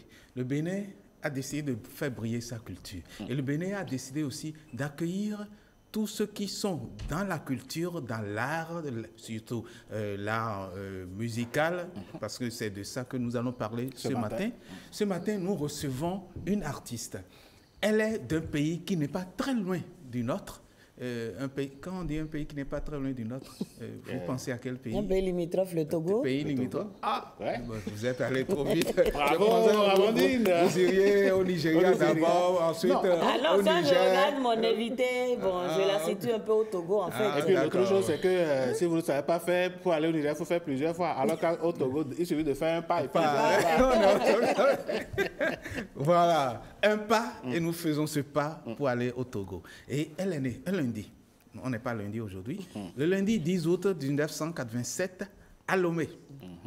Bonjour. Bonjour Monsieur Patrick, bonjour Monsieur Alain, bonjour Madame. Bonjour Madame. Vous savez ce qu'on va faire? Non. C'est bonjour Patrick. Ok, bonjour Alain. Bonjour Amandine. On enlève les messieurs et les madames. Voilà. Et elle, c'est Adjoa Sika. Sika, c'est de l'or, pour parler de... Je comprends pourquoi. Elle brille. Oui, elle brille. Et Adjoa Sika, je l'ai dit, née un lundi, a pour passion la musique. On parlait de passion tout à l'heure. Et par cette passion, elle a commencé à travailler dans cette passion. Et on l'a surnommée Belinda. De Belinda à Adjoa Sika. Et son vrai nom, je n'arrive pas à prononcer. Djiedjom. Djiedjom. C'est la joie qui m'anime. Djiedjom, voilà, c'est la joie qui m'anime. Voilà. Djiedjom. Adjavon, Djiedjom, Ayele. C'est ça à l'état civil. Oui, à l'état civil. À l'état civil. Ouais. Alors, de Belinda à Adjoa Sika, le parcours, dites-nous tout. Qu'est-ce qui s'est passé pour que Belinda, parce que vous connaissez Belinda et puis brusquement... Effectivement, c'est une grande histoire. Je dirais Belinda parce qu'en famille, on m'appelle Belinda. Et du coup, j'avais collaboré avec un artiste à l'époque des années 95. Oui. Et on a sorti une vidéoclip nommée Belinda parce que c'était un rappeur et moi, j'étais en freestyle avec ma voix. Et j'étais du côté du Ghana pour les études et je suis venue faire vidéoclip parce que le son était déjà sorti. Et quand je suis arrivée à la frontière Ghana-Togo, il y a eu la réaction des Kekeno qu'on appelle ici à Cotonou, des taximans. Ah mais c'est elle, c'est Belinda. À Lomé, Oleya. Oleya. Ah, vous y connaissez bien. Je vous ai dit, il suffit de faire un petit pas que vous avez. Effectivement. Et là, j'étais un peu surprise parce que je ne savais pas que la vidéo était déjà populaire et qui a fait vraiment qui a cartonné à Lomé à l'époque. Et je ne faisais pas la différence entre les gens qui sont proches de moi et le public. Si bien que j'étais étonnée parce que quand on m'appelait, je me dis, mais on se connaît quelque part. Ah non, mais c'est vous qui avez chanté telle chose avec... Ah, j'ai dit, ok, d'accord. Et ça m'a un tout petit peu bougé, parce que je faisais plus la différence. Et à un moment donné, quand j'étais au Ghana, j'ai compris qu'il faudrait mettre un peu d'authenticité dans mon nom pour que ça porte effectivement africain et authentique, Togo, Ghana, Bénin, parce qu'il y a Adjoa aussi, effectivement. Et donc, j'ai même pas hésité parce que nous, les gens qui sont nés les lundis, nous sommes des perles. Vous êtes un Joe Dagbe, c'est ça? Ah oui, Joe Dagbe, voilà. Donc, Joe Dagbe, ça fait Adjoa. Adjoa, effectivement. Et le apostrophe A, voilà, fille à Javon, du sud de Lomé. Mais je suis de toutes les régions. Hein. Tout à fait. Ah oui, vous êtes du pays. Oui, je suis. Vous êtes du continent. Effectivement. Et donc, Sika à côté, la voix que Dieu m'a donnée vaut de l'or pour moi. C'est un trésor. J'en prends soin et donc, forcément, c'est Sika. Oui, c'est Sika. Et c'est Sika qui vous a permis d'avoir votre premier album. Un premier album avec beaucoup de singles qui ont tourné autour. Oui. Pour ce premier album, dites-nous, pourquoi? Parce qu'à partir du premier album, vous avez créé une association. Oui. Pratiquement le même nom. Effectivement. L'album porte le nom de ma mère, qui s'appelle Akofa. Donc, Akofa. Oui. Et votre ONG. Pain intérieur. Oui. Consolation. Et ce que j'ai remarqué depuis que j'avais eu mon école de musique au Togo, pratiquement à 70% de personnes qui venaient me rencontrer me parlaient de leur histoire, de ce qu'ils vivent. Oui. Et je me demandais pourquoi. Et souvent, ce sont des problèmes qu'ils ont venant du cœur, peut-être dès l'enfance ou dans le jeune âge, ce qu'ils ont appris dès la conception, dès le sein de leur mère, et qui font qu'ils souffrent dans leur vie. Et des répercussions de ce que nous avons vécu dans le passé. Et je donnais des conseils aux gens sans savoir que je pouvais faire quelque chose. Et je dis, mais ça, c'est Akofa. Akofa, la paix intérieure. Parce qu'après que les gens se confient, quand ils partent, ils disent, mais le simple fait de te parler, ça m'a fait du bien. J'ai dit, moi, je ne sais pas, thérapie, hein, c'est école de musique. Je ne savais pas que l'école est devenue une thérapie. Oui, il était une thérapie, mais la consultation, c'est comme si on était un psychologue. Oui. Donc, je me suis dit, bon, peut-être j'ai quelque chose que Dieu m'a donné au-delà de la musique. La musique adouce et apaise les cœurs déjà. Oui. Et peut-être le parler ou ce que j'ai en moi, je ne sais pas. Oui, ça adoucit les cœurs aussi. Et le travail avec les orphelinats aussi. Oui, l'école qui permet à tous les jeunes d'être au même diapason. Oui, donc les jeunes orphelins. Oui, vous avez travaillé parce avec que j'allais chez eux. J'allais chez eux passer la journée avec les enfants, mais je change d'orphelinat chaque année. Mais ça, après, j'ai eu des problèmes parce que je manquais aux enfants. Et j'apportais la musique, le théâtre, la peinture, parce que je fais un peu de peinture. J'apportais la prière, parce qu'à travers les jeux, les rigolades, il faut que ces enfants apprennent qu'il y a un Dieu qui les aime. On va revenir sur la musique gospel, parce que vous avez fini par le gospel. Mais bon, et on a parlé de Akofa et puis Akofafa. Akofafa. Oui, l'école c'est Akofafa. Et Akofa, ce qui veut dire consolation. Oui. Akofa, c'est la paix intérieure. Akofafa, la consolation. C'est le FIFA, enfin, c'est la paix élevée au sommet. Mais avant d'aller jusque-là, nous allons suivre un extrait de Akofa, qui est l'un de vos premiers albums. On est parti sur du rythme, non, je dirais même un peu de comment on appelle ça déjà? Le rythme, bon, ça me chante, rock'n'roll. Voilà, on est allé sur du rock'n'roll. Mais Patrick, justement, une minute. Je vais vous réserver une surprise à vous tous sur ce plateau. Alors, vous me voyez venir, hein? Ça, vous ne l'avez pas vu venir. Non. Je vous réserve une surprise. Christelle, on va leur faire une surprise, n'est-ce pas? Et là, mesdames, messieurs, tenez-vous tranquillement. Et on va suivre un clip exceptionnel que vous n'avez pas prévu, qu'on va découvrir avec la complicité de Guérin et de Christelle. Wow. Comment je vous ai vu en extase. Oui, c'est intense, c'est immense, en tout cas, c'est immensurable, c'est incommensurable. Akofa, on est parti de Akofa pour que ma coupe déborde. La surabondance. Et là, à Djoasika, vous invoquez le Saint-Esprit. Ça dit en passant, je vous passe une commission, je vous fais un message. Oui. Personne ne nous entend.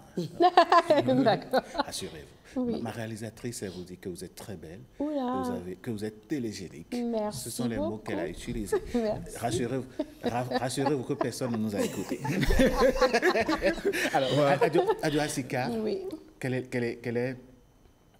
Qu'est-ce que vous vivez au fond de vous quand vous déroulez, je dirais même quand vous rendez un tel ministère? Il faut le vivre pour comprendre. Je suis tombée amoureuse, vraiment, du Saint-Esprit parce que j'ai tellement cherché une vie paisible. C'est vrai, hein, on peut tout avoir l'or de ce monde, mais quand on n'a pas la paix dans son cœur, on n'arrive à rien faire. Et moi, quand je rends ministère, je suis tellement en paix parce que je sais que ce n'est pas moi qui le fais. Ce n'est pas moi qui apporte le message, mais je suis juste un canal de transmission de paix, d'amour, de guérison, de ces onctions que je suis en train de citer, l'onction d'intelligence, de sagesse. Et celui qui est même la personne en excellence qui le fait, c'est le Saint-Esprit. C'est pas moi. Et j'ai juste dit oui. Et j'ai trouvé ma paix à travers cela. C'est pour ça que le ministère a pris vie. Et le palais des congrès va vibrer à ce ministère. C'est ça que je voulais dire. La une, ça. Oui, c'est l'événement à la une. C'est vraiment l'événement à la une pour ce week-end. Avant qu'elle ne parle, je voudrais vous inviter le dimanche à 15h au Palais des Congrès. Salle Rouge, ça va cartonner. Le Saint-Esprit sera présent, présent et présent. Amen. Oui, donc le dimanche prochain. Oui, le dimanche prochain. Le dimanche prochain, qui est un dimanche particulier parce que c'est le premier dimanche du mois de novembre. Effectivement. Donc, premier dimanche, ça fait le dimanche 7. Oui. Non, le dimanche. Le dimanche 9 novembre. Oui. Bon, alors, lorsque l'on considère que vous avez parcouru le monde, vous êtes allé même en Suède pour pouvoir travailler, le Saint-Esprit, comment vous avez pu l'installer en vous et comment vous allez le dérouler le dimanche? Ben, je dirais, partout où on va, il va te choper. vous êtes un instrument pour lui. Effectivement, à moins que tu résistes parce que il faut dire une réalité. C'est vrai que pour une artiste, on a besoin d'aller au travers le monde entier, se faire connaître et c'est ce que j'ai fait. Mais à un moment donné de ma vie, je me dis, mais c'est vrai que j'ai fait des tournées Japon et tout. Mais il manque quelque chose. Et c'est là le déclic avec le Saint-Esprit. J'ai juste demandé une chose. On me dit que j'ai une belle voix. Ben oui, je travaille ma voix et bien évidemment que je vais avoir une belle voix. Mais ça ne me suffisait pas. J'ai dit à une de mes prières, j'étais en tournée, j'ai dit, mais Seigneur, je veux que quelqu'un me dise, j'ai chanté et j'ai senti une paix terrible, j'avais un fardeau sur moi. Je voudrais chanter que quelqu'un me dise, je suis guérie. Je voudrais chanter que quelqu'un me dise, voilà, il y a quelque chose qui s'est déclenché dans ma vie, mais j'ai une belle voix, ça commence à me fatiguer. Et on a repris une tournée de 3 mois sur la terre suédoise. Et le premier concert, une dame est venue, une Suédoise, qui sortait d'une dialyse. Et c'était un concert open outside, comment dire, public, dehors. Et la dame, elle a traversé la foule, elle est venue derrière la scène pour rencontrer le producteur. Je veux revoir la dame qui est descendue, elle était toute rouge en train de pleurer. Je dis, mais qu'est-ce que vous avez? Ah non, elle a dit quelque chose dans sa langue maternelle, je ne sais pas ce qu'elle raconte, mais je viens d'une dialyse et je passais, la voix m'a percuté. Et je suis venue, mais je sentais que la fatigue qui m'habitait, chaque fois que je vais en dialyse, je ne ressens plus cette fatigue. Je ne sais pas si c'est la musique, le Saint-Esprit en action. Il m'a montré direct, le lendemain de ma prière, que c'est moi qui le fais. J'ai dit, mais si c'est comme ça tu fais, on n'a qu'à habiter ensemble. Parce qu'à partir de ce jour, moi aussi, j'ai pleuré avec cette dame et qui m'a invité immédiatement dans son église. Je n'ai pas hésité à rencontrer toutes les femmes de son église.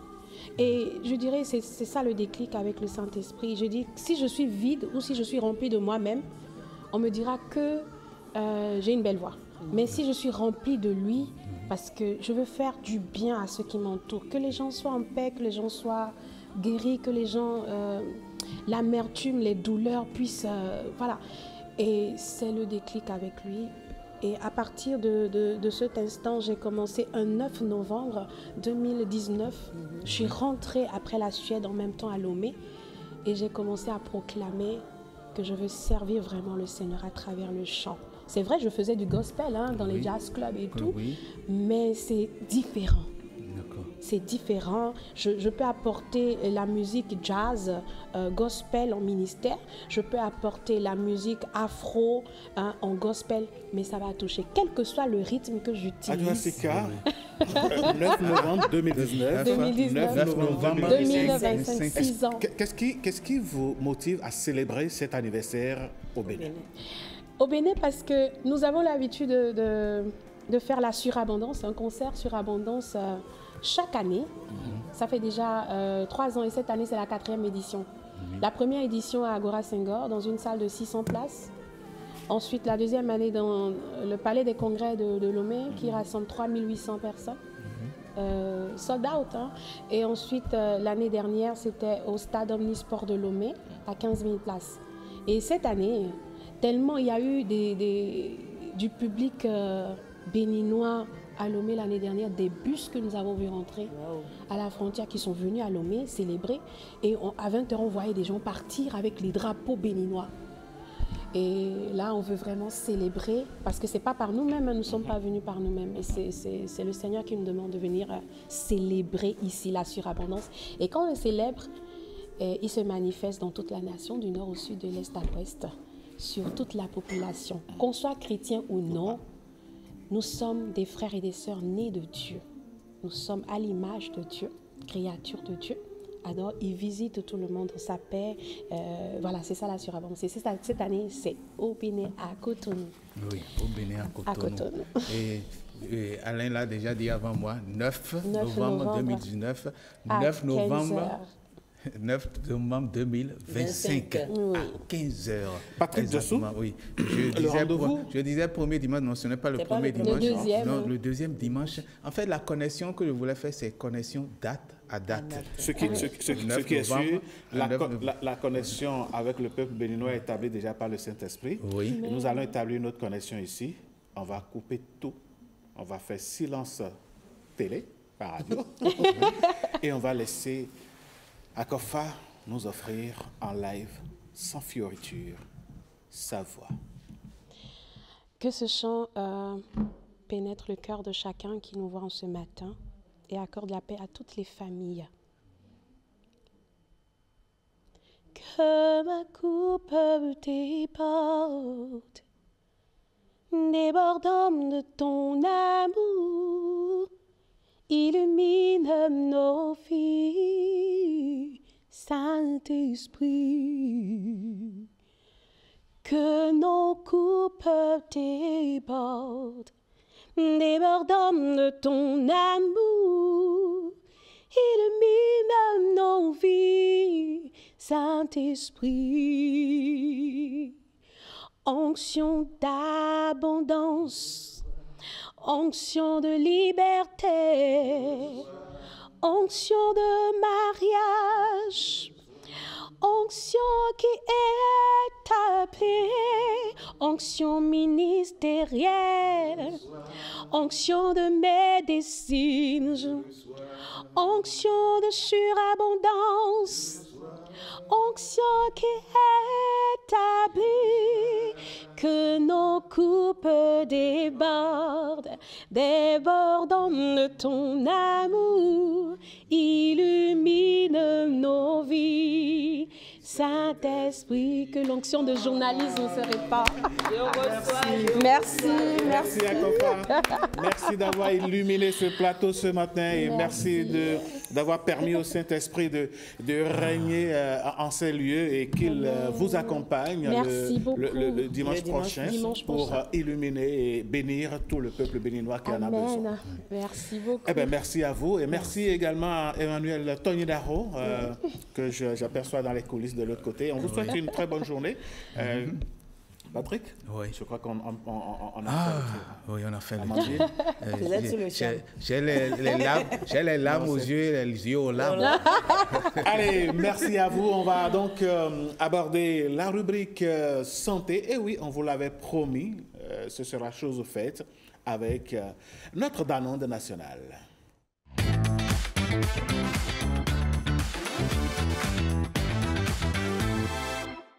Les tiques et les puces pourraient être des problèmes pour vos chiens si vous n'y prenez garde. C'est ce dont nous parle ce matin la Danone. Bonjour. Alain Sochoum, bonjour. Comment allez-vous ce matin? Je me porte très bien, vous-même? Ça va bien, merci.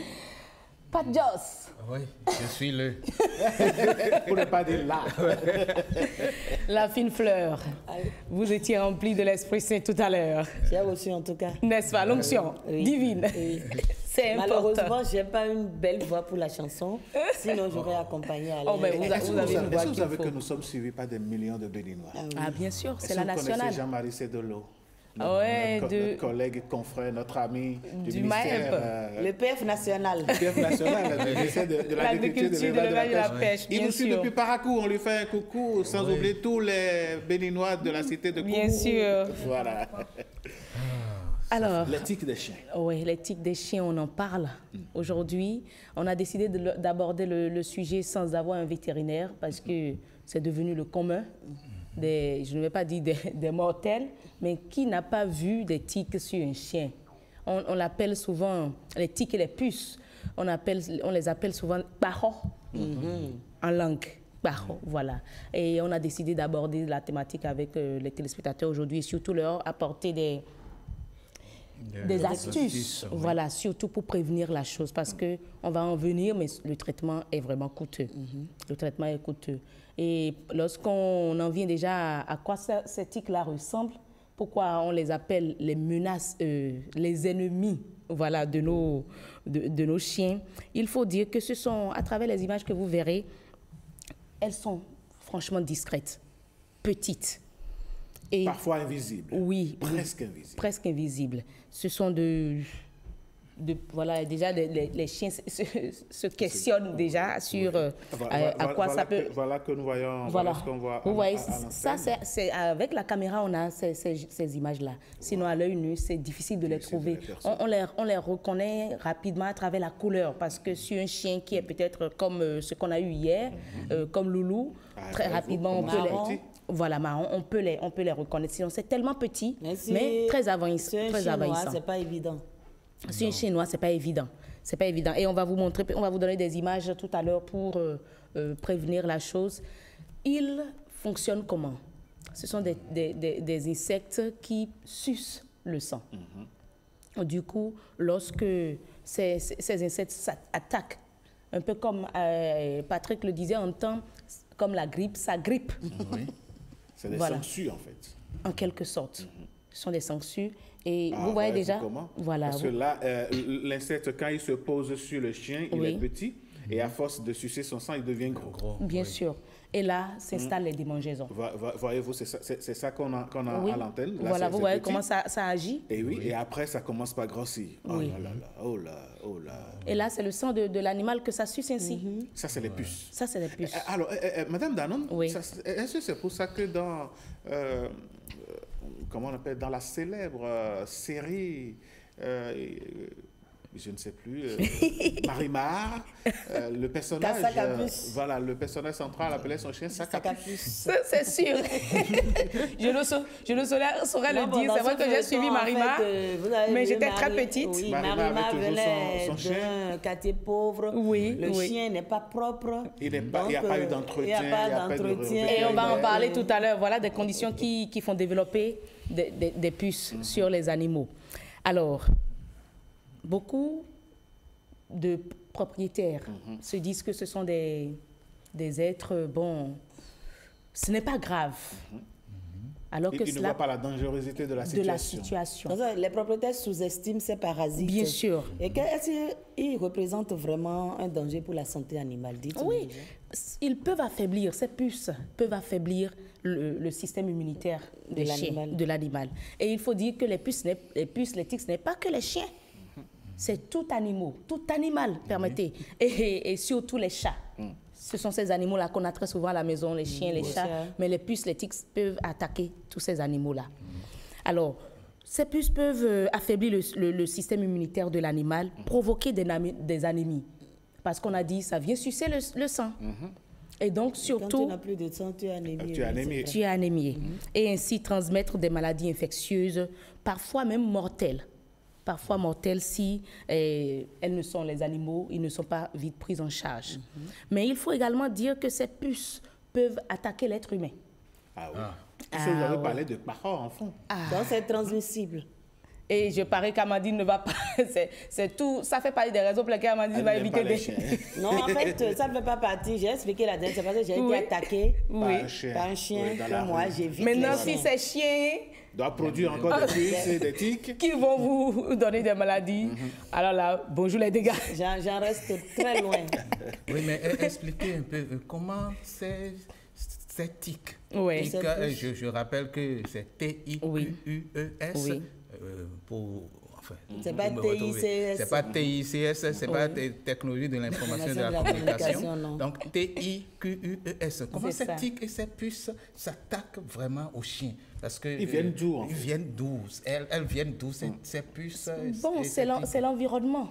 Très souvent en période chaude, ce sont des périodes au cours desquelles elles se développent. On nous dit souvent, en temps de chaleur, il faut raser, il faut sarcler autour de la maison, les animaux cherchent la fraîcheur. Ça fait un peu partie des raisons pour lesquelles on a ces insectes qui envahissent nos chiens, nos animaux en période de sécheresse. Maintenant, en période d'humidité aussi, un peu comme cette période au cours de laquelle nous sommes, où il fait chaud et froid, la période de l'abattant et tout ça, ces puces se développent.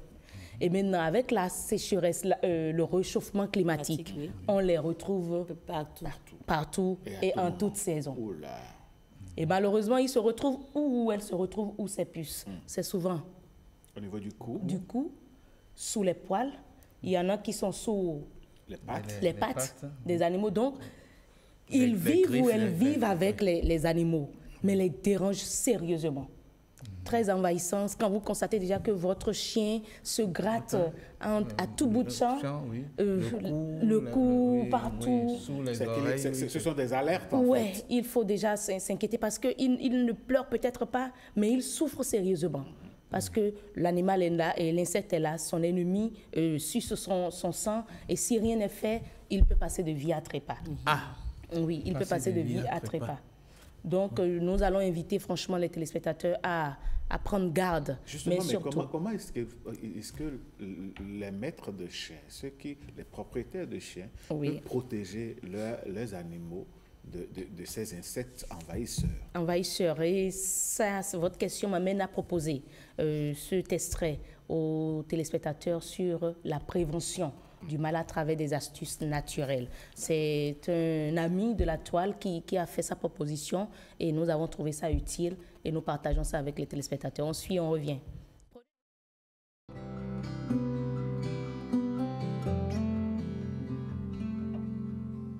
Antipuce aux agrumes. Les puces détestent les agrumes, c'est pourquoi nous vous proposons 3 remèdes à base de ces fruits. Frottez le pelage de votre chien avec du citron, de l'orange. De cette façon, les puces devraient se tenir à distance. Faites bouillir 1 litre d'eau et ajoutez-y quelques tranches de citron. Laissez refroidir toute la nuit et le lendemain, étalez cette eau sur tout le corps de votre chien tout en évitant les yeux et le museau. Vous ne devrez pas avoir besoin de le baigner plus tard. En ce qui concerne la maison, pulvérisez ce mélange au niveau des lieux préférés des puces, c'est-à-dire le tapis, les coussins, les fentes. 2. Vinaigre. Le vinaigre est très efficace contre les puces car son odeur les tue et les éloigne. Bain anti-puce. Vous aurez besoin d'une tasse de vinaigre et d'une tasse de shampoing pour chien. Mélangez les 2 produits dans un récipient et utilisez la solution pour baigner votre chien. Comment le faire? C'est très simple. Mouillez le pelage du chien et étalez le mélange que vous avez préparé. Laissez agir pendant 15 minutes et utilisez un peigne anti-puce pour les extraire du pelage. Lavez ensuite très bien votre chien pour éliminer tout excès. Répétez ce bain plusieurs fois par semaine. D'autre part, vous pouvez faire du répulsif anti-puce, mélangez une demi-tasse d'eau avec une demi-tasse de vinaigre de cidre et mettez cette préparation dans un pulvérisateur. Vaporisez le mélange sur votre chien pour éloigner et éliminer les puces et aussi pour soulager les démangeaisons. Vous pouvez également ajouter une cuillère à café de vinaigre de cidre de pomme ou de vinaigre blanc dans le réservoir d'eau du chien pour qu'il puisse boire, car cela éloigne les puces et ajoute un éclat au pelage. Enfin, vous pouvez faire du shampoing anti-puces. En quoi consiste-t-il? Eh bien, tout ce dont vous avez besoin, c'est du shampoing pour chien ou pour bébé, une demi-tasse d'eau et une demi-tasse de vinaigre de cidre de blanc ou de pomme. Mélangez et utilisez ce shampoing comme vous le faites normalement lorsque vous baignez votre chien. Romarin ou lavande. Vous savez probablement qu'il existe des colliers anti-puces sur le marché. Cependant, de nombreux propriétaires de chiens évitent de les utiliser en raison de leur forte odeur d'insecticide. Par conséquent, nous vous présentons une façon de préparer votre propre collier anti-puce maison entièrement naturel. Pour ce faire, procurez-vous l'huile essentielle de romarin ou de lavande, de l'eau et de mouchoirs. Diluez l'huile dans de l'eau, humidifiez un mouchoir et placez-le autour du cou de votre chien en guise de collier. Pour renforcer l'effet de cette préparation, ajoutez-y quelques gouttes d'essence d'huile d'olive et appliquez-la au niveau de la base de la queue de votre chien. Ce collier doit être renouvelé toutes les semaines lorsque l'odeur aura disparu. Vous pouvez le garder même pendant les promenades. 5. Camomille. Pour utiliser ce remède, préparez une infusion à la camomille. Laissez-la refroidir et baignez votre chien avec en le massant doucement pour répartir le remède sur tout le corps. Laissez agir pendant 15 à 20 minutes, puis rincez avec de l'eau. Vous pouvez répéter ce processus tous les jours en vous assurant de bien couvrir les yeux, les oreilles et la bouche de votre chien. 6. Eucalyptus. C'est un remède maison parfait pour les puces sur les chiens car il a un effet antiseptique bien élevé. Afin de se débarrasser des puces sur votre chien, vous devez préparer une infusion d'eucalyptus mélangée à du romarin. Vous pouvez également obtenir de l'huile d'eucalyptus. Après tout, le remède est de le baigner avec cette préparation. De cette façon, l'odeur de la plante collera au pelage de votre chien, ce qui, bien évidemment, éloignera les puces. Et bien voilà. Et le chien vous dit... Vous avez compris? C'est très intéressant comme solution naturelle. Mais quand on parle de solution naturelle, j'ai entendu également dire que l'eau de mer renforce également la protection des chiens. Est-ce que c'est vrai? Parce que quand vous allez à la plage, on voit souvent des propriétaires de chiens se balader dans l'eau. On lave les chiens dans l'eau. Est-ce que parce que l'eau de mer est salée. Hautement salée. Et le sel détruit également les microbes. Vous allez constater que même chez l'être humain, lorsque la rage dentaire commence, on dit il faut chauffer de l'eau et mettre assez de sel dedans et faire un gargarisme, que ça va calmer. Il y a même des gens qui se brossent avec du sel. Ah ben voilà. Donc l'eau de mer peut le faire et on a même des images. C'est entre autres astuces. Il y en a plein. Même le bicarbonate. On dit le bicarbonate. Oui, le bicarbonate de soude. Le français est délicat. Même le bicarbonate de soude. Certains ont demandé même de saupoudrer ça sur le chien, de faire des massages, de bien mélanger ça sur sa peau. Le massage est fait comme ça. Ça paraît agressif. Ça paraît agressif, mais... Oui, c'est le massage du si vous massez le chien de cette façon-là. Comprenez mon intention? Bien sûr, on comprend, madame Dallon. C'est l'important. C'est plutôt malassé. Ça, ce que vous faites, c'est malasser ça. Alors que le massage... Non, si vous passez ça comme ça. Ça ne va pas en profondeur. Non, malasser. Pour que ça atteigne la peau, la racine, même du chien. Ça traverse les poils pour atteindre la peau. La peau. Et là, avec un peigne, comme on l'a vu tantôt, vous pouvez peigner maintenant et puis et ça peut sortir. C'est surtout au cours des promenades aussi que les chiens attrapent ça. Donc, les colliers dont on a parlé, on peut faire ces astuces-là et promener son chien avec ces colliers-là au cou ou au niveau de la queue pour chasser. En fait, c'est l'odeur. En fait, qui agit ici, qui chasse, qui repousse les puces, qui repousse les tiques aussi. Maintenant, parlons de leur déparasitage. C'est un véritable moyen de prévention. Il y a des chiens, je ne vais pas parler des chiens locaux, même des gens ont dépensé pour avoir des chiens de race. Il y a des chiens de race. Mais ne pense pas à les déparasiter. Alors que comme l'être humain, ils ont des périodes de déparasitage. Il y a des fréquences de déparasitage. On va peut-être voir avec les vétérinaires plus tard comment on entretient côté sanitaire son chien pour avoir des aspects efficaces. Mais il faut le déparasitage comme il se doit. Et ça se fait selon l'âge, selon le poids. Et là, franchement, ça réduit également les On a parlé des passions ici. Est-ce que Heureuse n'aurait pas une passion de vétérinaire par exemple? Je ne sais pas. Spécialiste du monde câlin. Du monde câlin. Parce que là, on dirait qu'il y a une passion qui pointe à l'horizon. En tout cas, c'est bien. Je crois que d'ici demain, elle va me faire aimer les chiens. N'est-ce pas? Et mon objectif sera atteint. Ah oui. Alors, parlons des cas où les tiques sont déjà là. Oui, voilà. Les puces sont déjà installées. Oui. Il y a forcément des techniques pour les retirer, mais jamais avec la main. C'est ça. Oui, comme les images qu'on a vues. Et parce que les tiques peuvent piquer l'être humain. Ah ouais. Et c'est là on a la transmission du mal. Donc, du coup, il y a de ces crochets à puces, on les appelle des crochets à puces, qui vous permettent de retirer les puces. Ça se vend dans les vétérinaires, dans les boutiques de... Oui, dans les cabinets de vétérinaires. Ah, voilà qui est à l'antenne. Voilà. À quoi ça ressemble. Pour retirer, parce que... Des pinces à puces, on peut dire. Des pinces à puces, on les appelle les crochets à puces. Pour facilement retirer les puces sur les animaux. Mais il faut également traiter l'environnement des chiens. Ça, je m'attendais à cette question venant d'Amandine. Oui, il faut traiter l'environnement parce que quand les puces et les tiques sont constatés dans une maison, mais il faut savoir qu'il y a des milliers d'œufs. Ils envahissent rapidement. Rapidement parce qu'ils pondent tellement d'œufs. Et là, vous verrez les puces, mais les œufs sont quelque part. Et l'autre chose, c'est que, Madame Danonde, c'est qu'en réalité, ces puces-là, parfois, si le mur n'est pas vraiment protégé, peuvent rentrer dans les murs la journée et sortir la nuit. Erreur grave, il ne faut jamais les écraser. Il ne faut jamais les écraser, il ne faut jamais les tuer avec une chaussure ou quoi. Mais c'est là que vous propagez encore les œufs. Voilà. Il faut que cette information passe. C'est souvent ce qu'on constate. Parce que quand on voit un cafard, par exemple, la première des choses, c'est d'aller chercher une tapette. Hein? Et maintenant, quand on voit les puces aussi, c'est pareil. Non, pas du tout. Parce que où est-ce que ces puces-là se logent? Sous les tapis, les moquettes, les divans. Là où il y a un peu de mousse. Entre les meubles. Il y a un peu d'humidité aussi. Ils s'installent. Donc, l'idéal, c'est de faire un nettoyage de l'environnement. On appelle ça un traitement... J'oublie le terme. Il faut aseptiser le cadre. Et il y a des spécialistes qui sont là. Lorsque vous constatez des puces, ne dites pas que, bon, là, j'ai tué et puis c'est passé. Il y a même des médicaments. Parce il faut peut-être appeler des structures de dératisation, de désinfection. De désinfection pour... Pulvériser. Voilà, c'est le terme que je cherchais depuis.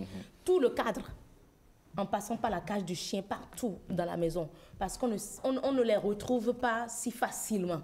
Et quand vous les voyez une fois, il faut savoir qu'il y en a plein. C'est-à-dire les œufs sont déjà quelque part en quantité. Et on dit également que ces puces, ces tiques, c'est fou quand même. Hein? Oui, allez-y. Quand les chiens aboient dans une zone, c'est ça qui les attire, qui les conduise même. D'accord. Vers ces cadres-là. Donc, du coup, vous pouvez avoir un cadre de vie tellement propre. Mais l'abattement du chien peut attirer. C'est comme s'ils se disent, mais il y a ça quelque part, il y a un chien quelque part. Et puis, ils viennent. Ce sont des êtres vivants. Aussi qui réfléchissent tel l'homme. Franchement, qui réfléchissent comme l'homme. Donc, le chien, en quelque sorte, c'est leur maison. En fait, c'est leur maison. Et maison et nourriture en même temps. C'est leur hôte en réalité. Et là, c'est dégueulasse. Quand vous voyez le chien se gratter chaque fois. Ça fait mal, en fait. Imaginez déjà quand vous êtes en tant qu'homme, vous avez des allergies. Oui.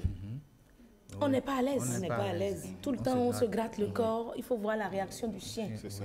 Et il y a de ces chiens-là qui, malheureusement, trépassent. Voilà. Et il ne le faut pas. Et c'est ce qu'on ne doit pas souhaiter. On espère que les conseils, les astuces données ce matin par Madame Danonde vous auront apporté quelque chose. Si vous êtes propriétaire de chiens. Oui, surtout pour la prévention, oui. Voilà. Et le déparasitage. Les astuces naturelles, oui. Mais lorsque vous constatez déjà que les tiques sont là, les puces sont là, il faut faire appel au vétérinaire systématiquement, qui va mettre le traitement qu'il faut, et le traitement est coûteux, il faut vous le dire. Et c'est à renouveler. Ah ouais, un peu comme le déparasitage. Quand vous vous engagez à adopter un chien, c'est que vous avez les moyens de vous en occuper. Un peu comme j'ai un aîné, un doyen, Antoine Couton, qui est à la retraite déjà, qui dit lorsque vous voulez acheter une voiture, il faut vous assurer que vous avez l'argent d'acheter 2 voitures. Allez, ce qui est sûr, nous, on a accompli notre mission. Vous savez désormais ce qu'il faut faire pour que vos chiens soient en bonne santé. Et donc, il faut les appliquer. Dernière ligne, avant-dernière ligne droite de cette émission, c'est bel et bien éducation aux médias.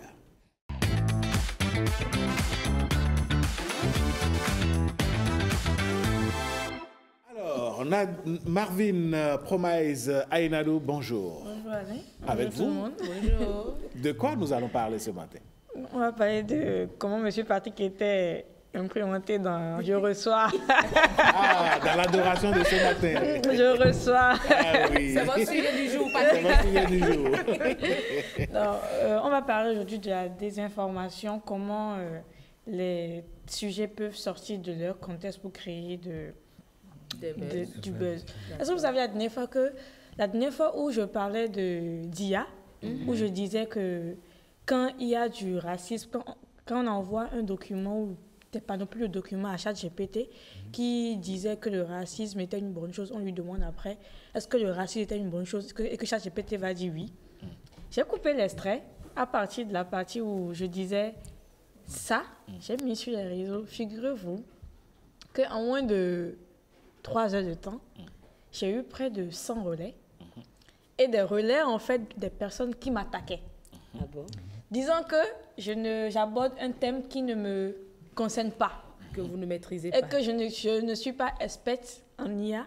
Et que je me prétends, en fait, de dire que quand on envoie une information à l'IA, que l'IA dira oui. C'est parce que j'ai coupé la partie où je m'étais mise à parler de racisme jusqu'à le oui. Mais s'ils avaient pris le soin de tout suivre, de suivre le début jusqu'à cette partie-là, ils allaient comprendre la logique de ce que je disais. Et je n'ai pas réagi. Il y avait beaucoup de commentaires qui m'attaquaient par rapport à ça. Je n'ai pas réagi.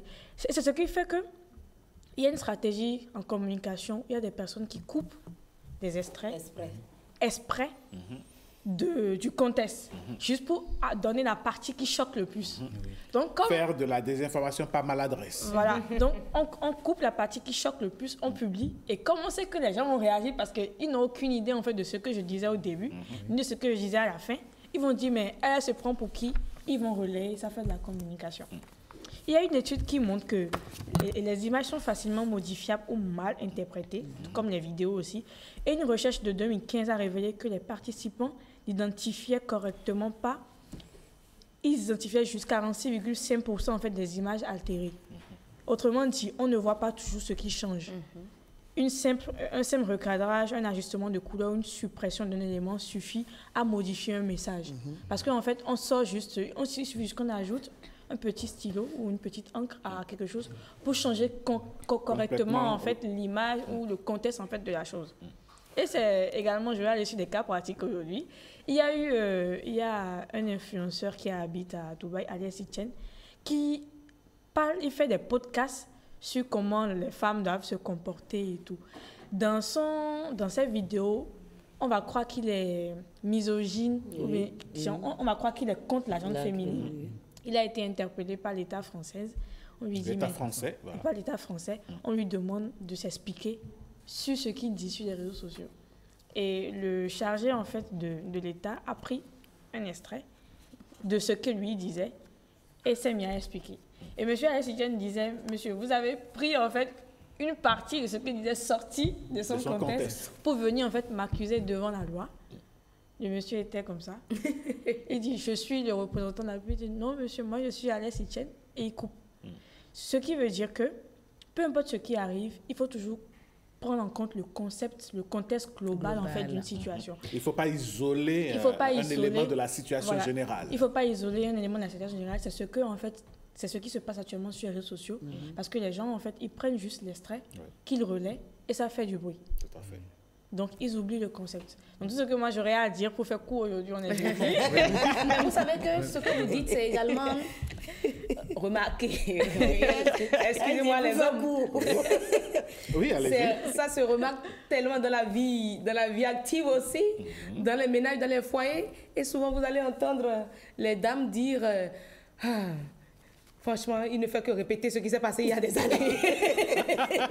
La seule erreur que j'ai eu à commettre, il suffit juste que je pose un acte et puis on me ressort ça. On sort ça du contexte ancien et puis on le replace ici et puis on vous charge avec en fait. Et vous allez voir, quand vous discutez avec des gens, peut-être là vous discutez, peut-être tu as mal placé un mot, c'est ça là, on prend maintenant, on te charge. C'est comme si on te guettait sur ce mot-là en réalité. C'est ça, c'est ça. Il y a un mot qui a attiré mon attention. Oui. Bon, on va revenir là-dessus après.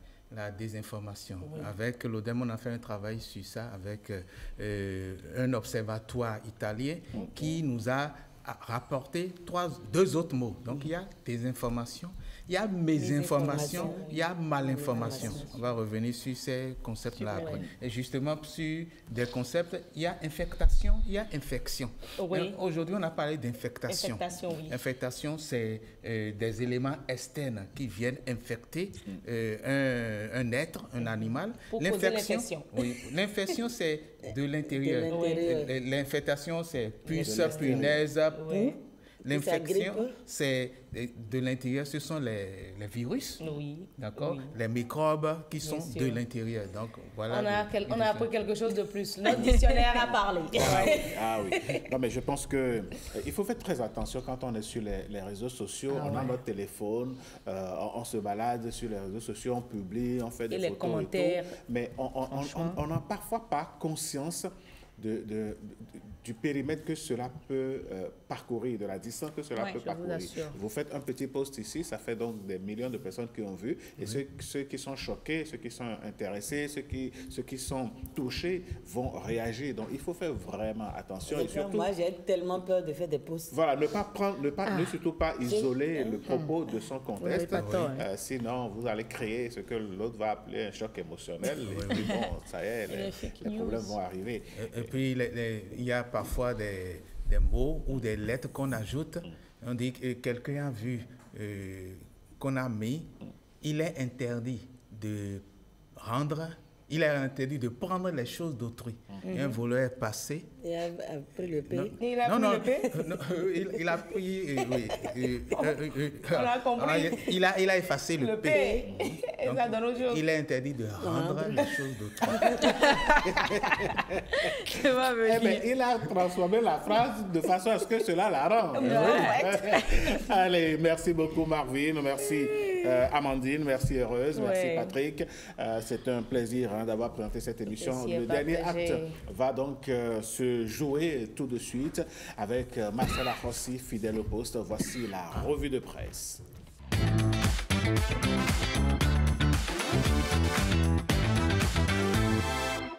Marcela Rossi, bonjour. Alain, bonjour. Bonjour à tous. Une question sur les lèvres. Talon Yahi, à quand la véritable entente? Gaskiani Info, on trouve la porte d'une histoire sans fin, un feuilleton politique aux allures de tragédie nationale. Talon et Yahi, à quand la véritable entente? Vous l'avez posé, titre le journal aussi, une question qui sonne comme un refrain, un écho lointain de promesses brisées et de rendez-vous manqués. Ah, le Bénin, pays de dialogue et de déchirure, s'exclame Gaskiani Info. Le journal qui remonte le fil rappelle que tout avait commencé dans l'alliance Talon soutenant Yahi, l'homme d'affaires au service donc du banquier devenu président. Mais comme dans toute histoire de pouvoir, la loyauté a fondu au soleil des ambitions et depuis 2013, le pays vit au rythme d'une brouille devenue affaire d'État. Le journal déroule la pellicule à présent, accusation, procès, méfiance et aujourd'hui un duel à distance, deux visages, deux visions. L'un, Patrice Talon, le réformateur intraitable qui se dit coupable idéal d'un système qu'il prétend assainir. L'autre, Boni Yahi, le tribun des foules qui se drape du manteau du démocrate offensé. Gaskiani Info rapporte les mots du président actuel, bien sûr. Je suis le coupable idéal, ironie grinçante assumée. Et le quotidien note sa réplique cinglante pour Talon. La source du mal serait l'ombre de son prédécesseur, décidé à torpiller chaque réforme depuis 2016. Mais à quelques lignes plus bas, c'est Boni Yahi qui contre-attaque dans le journal. L'ancien chef d'État parle d'alerte pour la démocratie béninoise. Selon lui, le pouvoir actuel veut soumettre tous les acteurs à l'allégeance. Les mots sont durs, les blessures anciennes, et le pays, lui, regarde et toujours inquiet. Ce qui va inquiéter, c'est de savoir si on est en train d'aller vers une FCBE bis avec le Parti Les Démocrates. Matin Libre lève le rideau sur une scène politique en ébullition et s'interroge aussi vers une FCBE bis au Parti Les Démocrates. Une question qui résonne aussi comme une prophétie ou un avertissement, si vous voulez. Le quotidien analyse, décortique, expose la fissure qui s'élargit dans la maison de l'opposition. Parce que les démocrates, vous savez, ça fait la principale force de l'opposition aujourd'hui au Bénin. Les démocrates, ce grand bloc construit à la hâte, selon le journal, autour d'un idéal commun, montre aujourd'hui des lézardes. Et pendant que les murs craquent, Matin Libre pointe du doigt celui qui, du haut du palais, observe sans broncher ou presque, car dans l'entretien présidentiel de mardi, Patrice Talon révèle, confie et glisse aussi avec une ironie un peu froide: si j'avais accepté de baisser les seuils électoraux, les démocrates auraient déjà explosé. Voilà. Et si l'histoire se répétait, se demande aujourd'hui Matin Libre. Après les FCBE, voici peut-être venir l'heure d'une nouvelle mue, d'un autre remaniement politique. Le Bénin, terre de partis et de recomposition, n'a jamais cessé de danser sur la corde raide du pouvoir et des alliances. Mais à force des scissions et de réconciliations temporaires, ce ne sont plus les partis qui s'épuisent, c'est la démocratie qui perd son souffle. Et si nous, on garde toujours notre souffle, toujours prêt à renouveler notre accord avec vous, même si demain est un autre jour, prenez soin de vous et à demain justement.